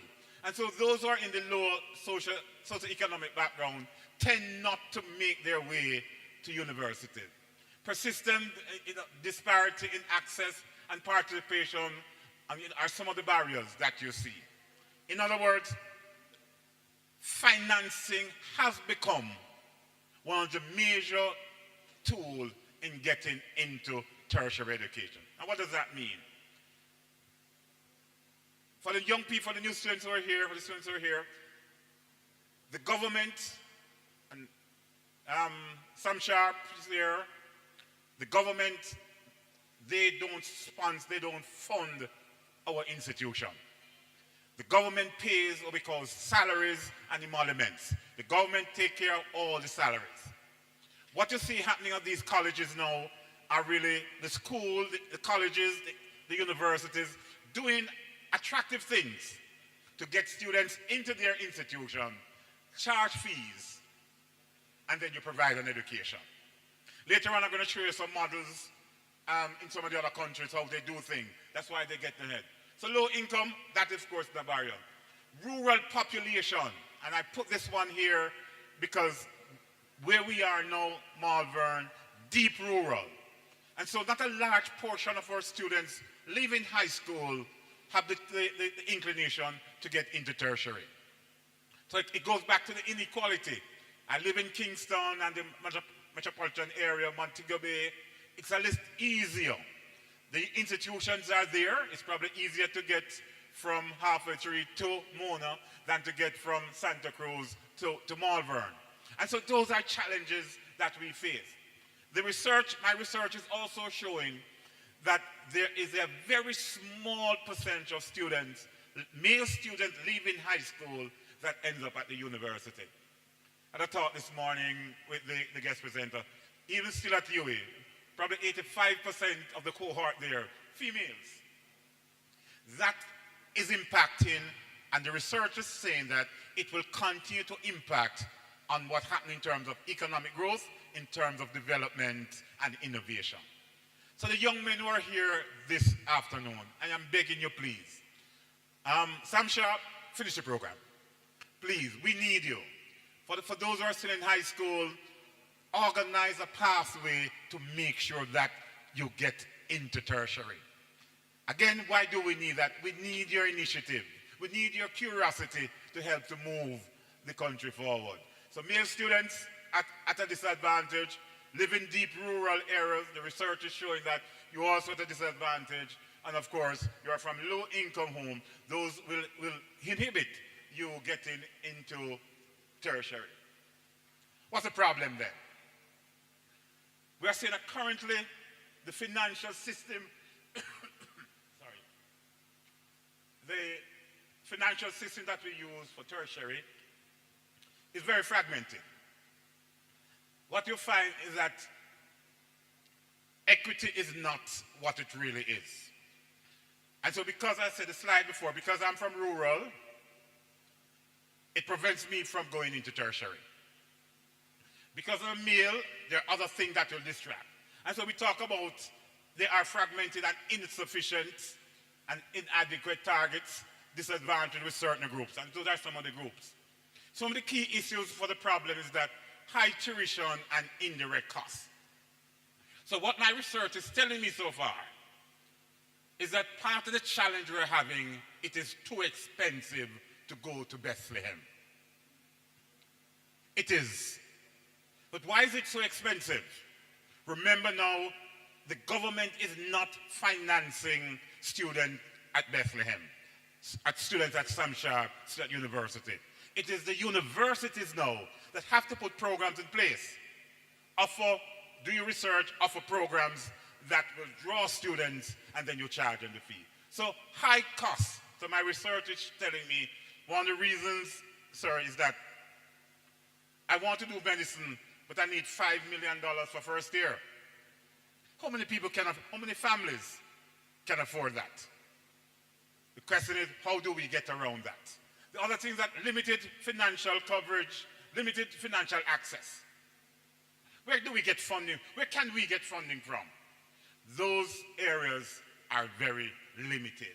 And it says inflexible loan structure. The borrowing arrangement, it's sometimes not for the poorer set of persons. I'm happy, and for those who are in college already, and for those who don't know where coming, years ago, getting a student loan required that you had to find 2 guarantors who literally sign their life over to you to help you to finance. The government has removed that. Later on, I won't be presenting everything. Later on, what that has done, the research that I've seen is that it has increased between 8 to 12% of students accessing student loan just by removing the fact that they don't need the guarantees and they don't need the guarantors anymore. Why am I carrying out this study? Very simple. The study seeks to critically examine existing finance mechanisms. What are the things that are out there for you? It's the financing mechanism, exploring alternative global financial model. And it's not yet finished, okay? So at the end of, hopefully by August this year, I should be able to present to the government, these are some new models that you can use. I will move quickly.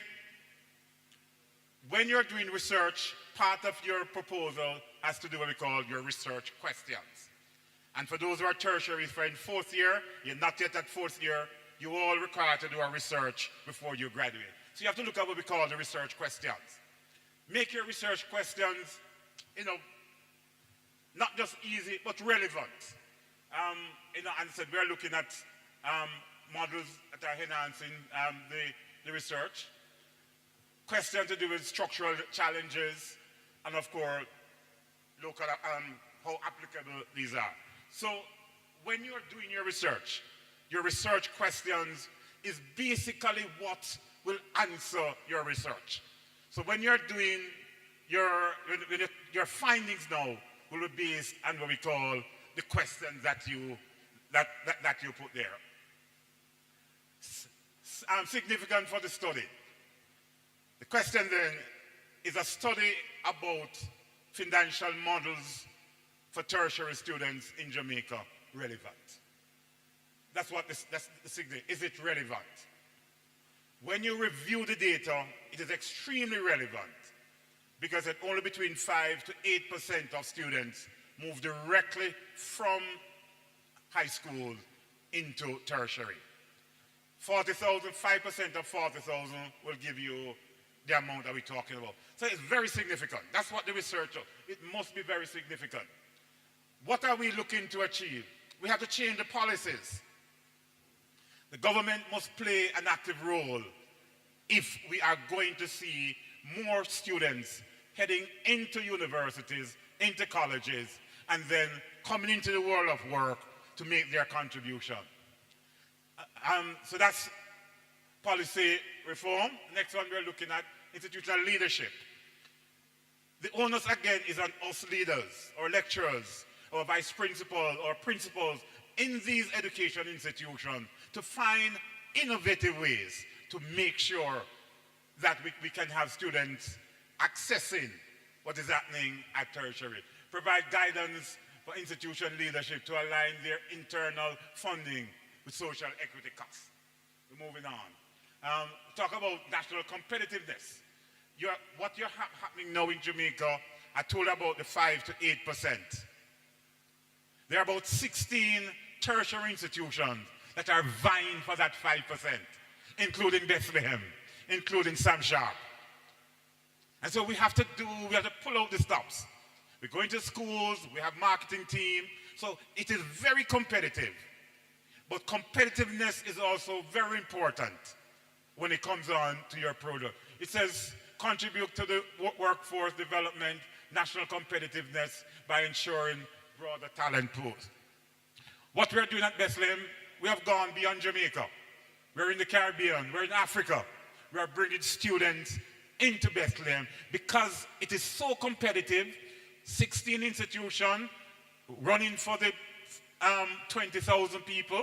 And so the reality is, as institution leaders, we have to find ways to make sure that we keep our doors open. Just for some information, my study is based on one of the theory is the social justice theory. And in your research, you have to identify the theories that are associated. Social justice I love, because it is something that, when you read the theory, John Rawlings, is that financing must correct the systematic inequality within the system. We're told about the farmer, the poor people, rural areas, and the male, those three examples I gave. Social justice saying that you have to find a way around that to make sure that everybody have equal access to tertiary. In talking to one of my professors recently, he asked me, do I think that we can get equity throughout the system?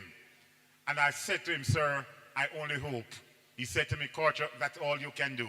Because even in the first world, you'll realize that there is still some amount of inequity.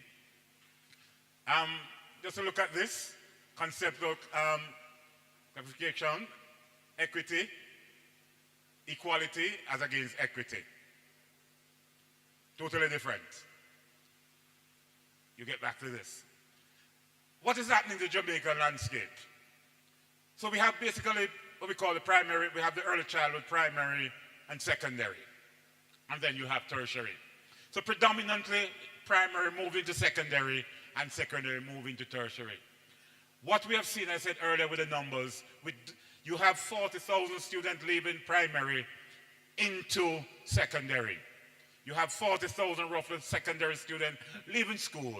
But the gap analysis is showing that between leaving high school and getting into tertiary, that is where the problem is. And so in terms of, that is where we now have to do the research, more research need to be done to ensure that that gap from primary, from secondary into tertiary, that gap is closed. Core function challenges. So when you're tertiary, what are some of the challenges?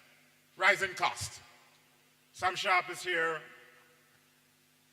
What we're seeing is that each year, what the research is showing, each year the wicked principals them, from Sam Sharp and Bethlehem and Church and UWI, every year they inch up the school fee.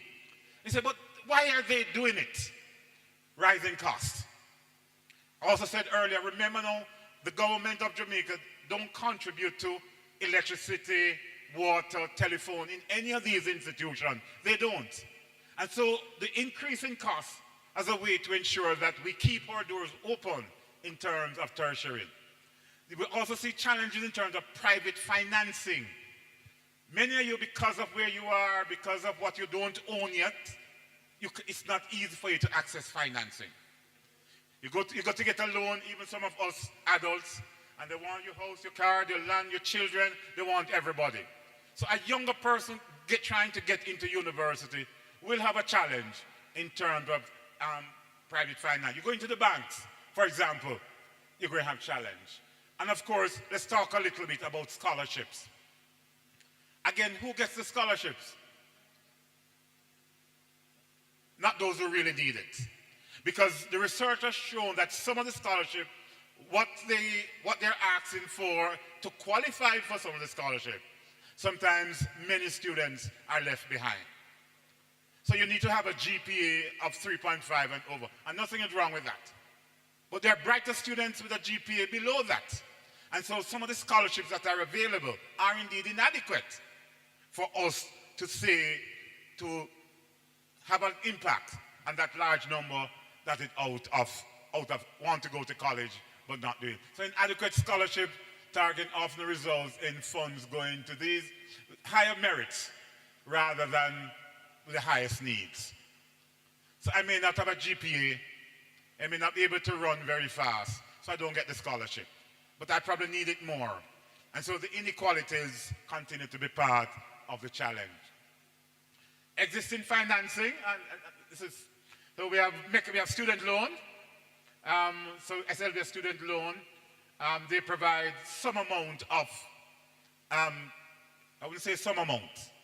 They provide help for students who qualify. For the students who are here in high school, think about student loan because I said there are no guarantors anymore. They allow you, once you qualify a GPA of 1.5 or more, and you're in good standings, you're doing well in college, you tend to get this thing. The problem I find with students from this part of the country, St. Elizabeth, Westmoreland, Trelawney, you name it, that their parents and their friends don't want to take loan. I want to say the research has shown that there have been an uptick in student loan the last 2 years because it has become easier. Do not be afraid to take the loan to borrow for your education. At Bethlehem here, we have a lot of things that remove the burden from your parents and put it on yourselves. Is when you finish work, finish studying, it's at that point you pay, you start the repayment for a student loan. Do it. That's what it is there for. Student loan was implemented years ago. I think it could have been Prime Minister Michael Manley years. For poor people's children. And that's where most of us are, like me. I'm here because I was able to get a student loan many years ago. Finished paid that long time, and I'm now preaching the gospel. Running out, literature won't get into that. My research has taken me right across the world. I've looked at different models. And so we look at, things like global financial strategy include income contingency loan, what is happening in some of the other countries, target grants, and need for more scholarship. We got into that. This looked at international models, and I hope you can see this from there. This is where I just one. So I looked at, there's three, much more than three, but I have three here. What is happening in Australia? What is happening in Germany and Norway, and of course Sweden and Finland. Australia, they utilize income-based loan payment system to ensure that graduates only pay when you can afford it. So literally the government will put you through university. And when it's time for you to pay, this one is similar structure like student loan. So it is when you are, once you qualify, you get the opportunity to go. In Germany and Norway, look at this, maintain no tuition fee. None. So you wonder why Germany is doing so well. What is happening? The government have seen the need to invest in tertiary education. I think we should all go to Germany for tertiary. Because they do. But remember, what is happening there is that when you finish in their tertiary, you are literally guaranteed positions in the world of work. What is happening in Jamaica now in the Caribbean? When you finish tertiary, what is happening? Brain drain. You migrate. And so even if our government want to do this, we have to stop and say, they may provide the scholarship for Mr. Culture, but as him finish in PhD, him go to Germany to work. But there are other institutes, there are other countries who have adopted models, and we want to look at that. It says, education is a public good supported by the state. What that means is that the governments in Germany and Norway see tertiary, and not just tertiary, that's right, but see tertiary education as a right, as a public good. It's like getting electricity. So once you finish high school, your next step is tertiary. They will finance that because they get the rewards at the end. Sweden and Finland, what are they saying? They feature strong welfare support access. So they build a set of support around you so that you are not in need. Combine low cost with high level of student support. So you may get, let's say, a small loan. But there are other things in Finland that will allow you. Housing, for example, is something that, if you're studying, is very minimal. In Sweden, if you're a tertiary, you get a car that you travel on the public transportation free of cost. And so these are some of the models that we want to look at where Jamaica is concerned. I don't know if we can do that, but what we have to do is to compare with what we have. Proposed models, what we're looking at now in terms of my research, we want to look at what's called income contingency loan. And all that means is that you qualify just like the student loan, but we say to you, it says system where repayment is a percentage of what we call future earnings.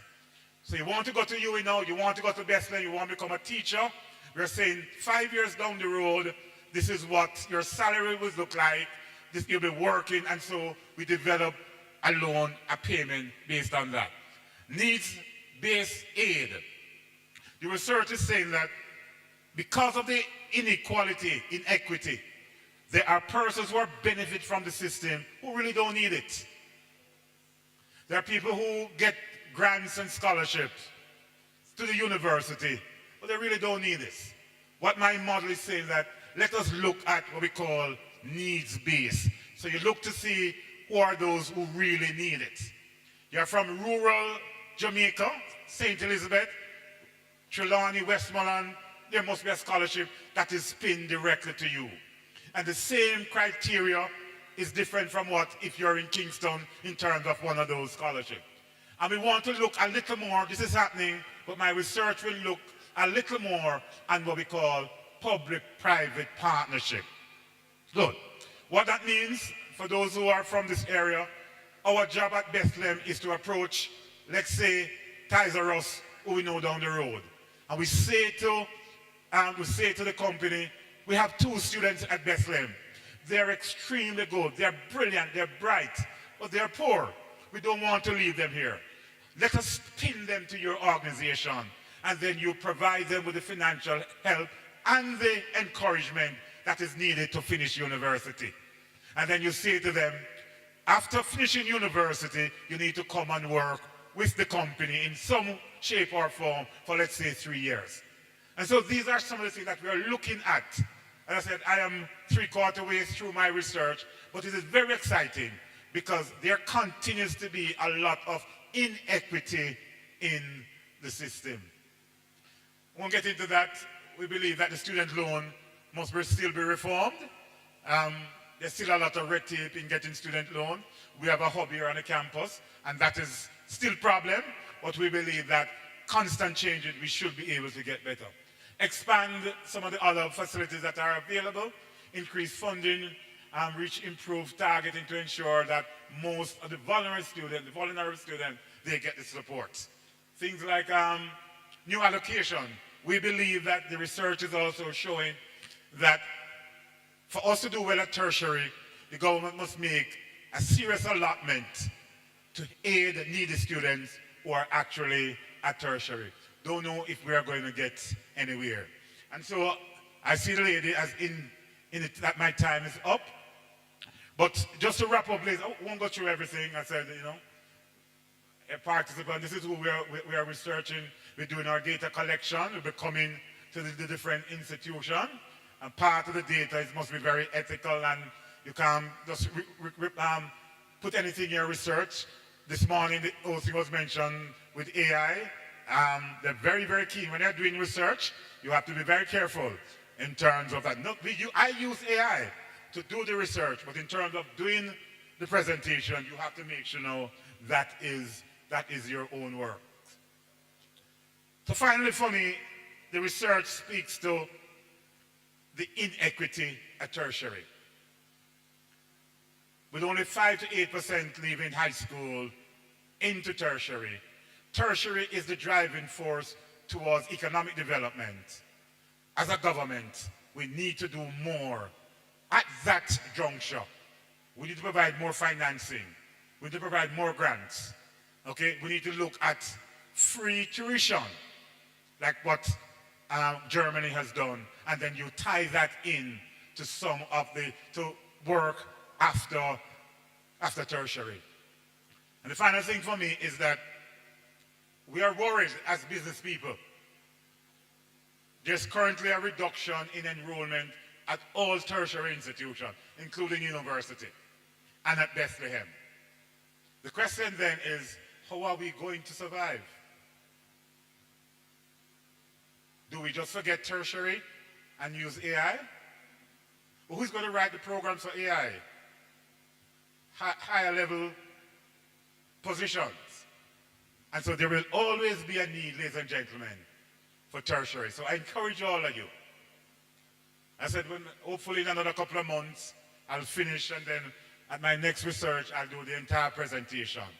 But there is a serious challenge of getting more of our young people in tertiary. And the research has shown that the major factor is that of financing. I thank you.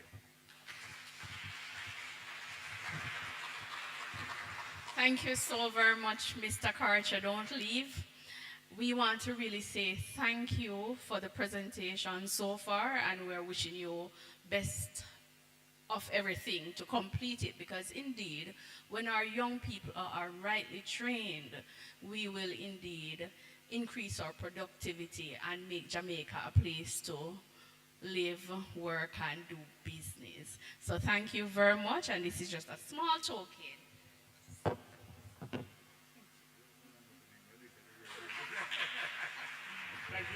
All right, and let us see if you're listening. I have one question.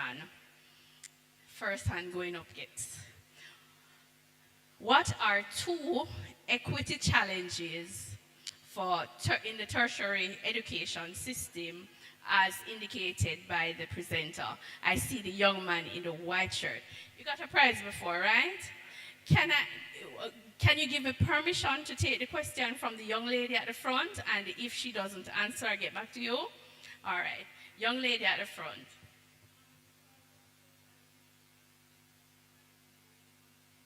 Very good. Thank you so much. Come and get your prize.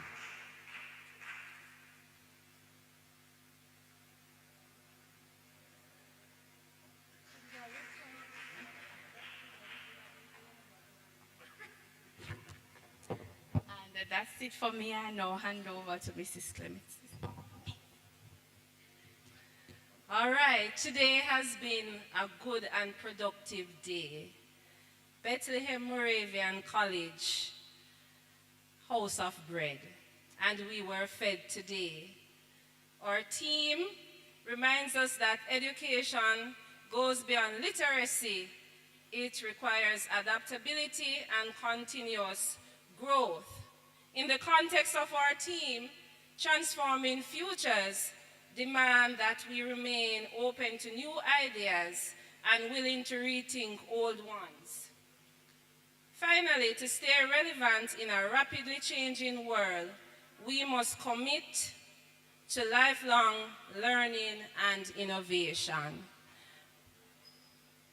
Now, to do the students, please remain for the vote of thanks. So to do the vote of thanks, I'm going to call upon Francine White McLean, just to thank you for coming to our research day. Thank you, Ms. Clementson. What a day this has been. Ladies and gentlemen, good afternoon. Now, as we bring this, our research day to a close, on behalf of Bethlehem Moravian College, I want to extend our sincerest appreciation to all those who have contributed to its resounding success. I want to let you know that your collective dedication in harnessing innovation and insights has profoundly advanced our shared vision of a sustainable and inclusive world. Now I want to invite Ms. Colleen Clementson to stand with me as I present this small token to her for a job well done. She has guided the program so ably. Let us put our hands together for Miss Colleen Clementson. Thank you so so very much. Thank you. Heartfelt thanks to our distinguished guest speaker, Mr. Tashfeen Ahmad, whose erudite address set an inspiring tone for the proceeding. Let us thank our guest speaker. To our session moderators and accomplished presenters for their insightful contributions, which have enriched our discourse and fostered invaluable contribution. Thank you. Our sincere thanks also extends to the various departments of the Bethlehem Moravian College for their robust support and coordination. Thank you so much to the different departments. To our committed volunteers and support staff, your exemplary diligence and professionalism ensured the flawless execution of all proceedings. Thank you. Particular acknowledgement is due to our esteemed main sponsors, Guardian Life, National Commercial Bank, the Social Development Commission, and the Jamaica Biscuit Company. Their generous patronage has established a dedicated grant for our students, thereby empowering emerging scholars to pioneer in transformative research. Such magnanimous support exemplifies the power of strategic partnership in propelling innovation. Let us give a rousing rounding applause to our main sponsors. Mr. Denny Davis and the Steel Band for providing music. Let us thank Mr. Davis. Our exhibitors, Heart Trust NSTA, the Student Loan Bureau, Quartz Optical, and Carrie Ann Kerr for her book display. Also to the different high schools and colleges, our heartfelt thanks. Your active engagement and intellectual vigor help to make our day. Thank you so much. May the momentum generated today propel us towards enduring progress in sustainability and inclusivity. We thank you most sincerely. Journey in mercies as you go. Thank you so much. You can now go and view the displays if you have not yet done so. They are around by the quadrangle as well as down by the new building hall. Thank you again. Thank you so much.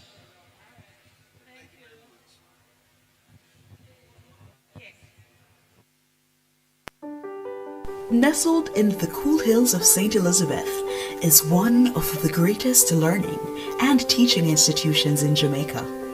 Come to be transformed not only through groundbreaking courses and degrees, but through lifelong friendships, inspiration, innovation, and core values, good ethics, accountability, and service. Breathe easy and learn comfortably in the hands of those who care and want to see you happy and successful.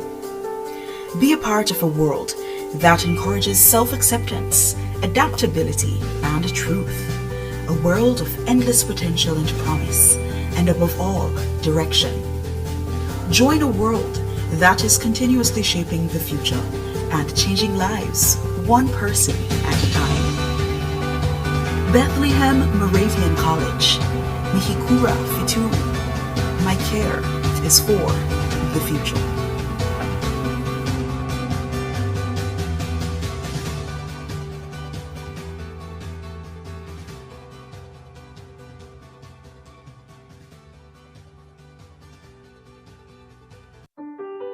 Nestled in the cool hills of St. Elizabeth is one of the greatest learning and teaching institutions in Jamaica.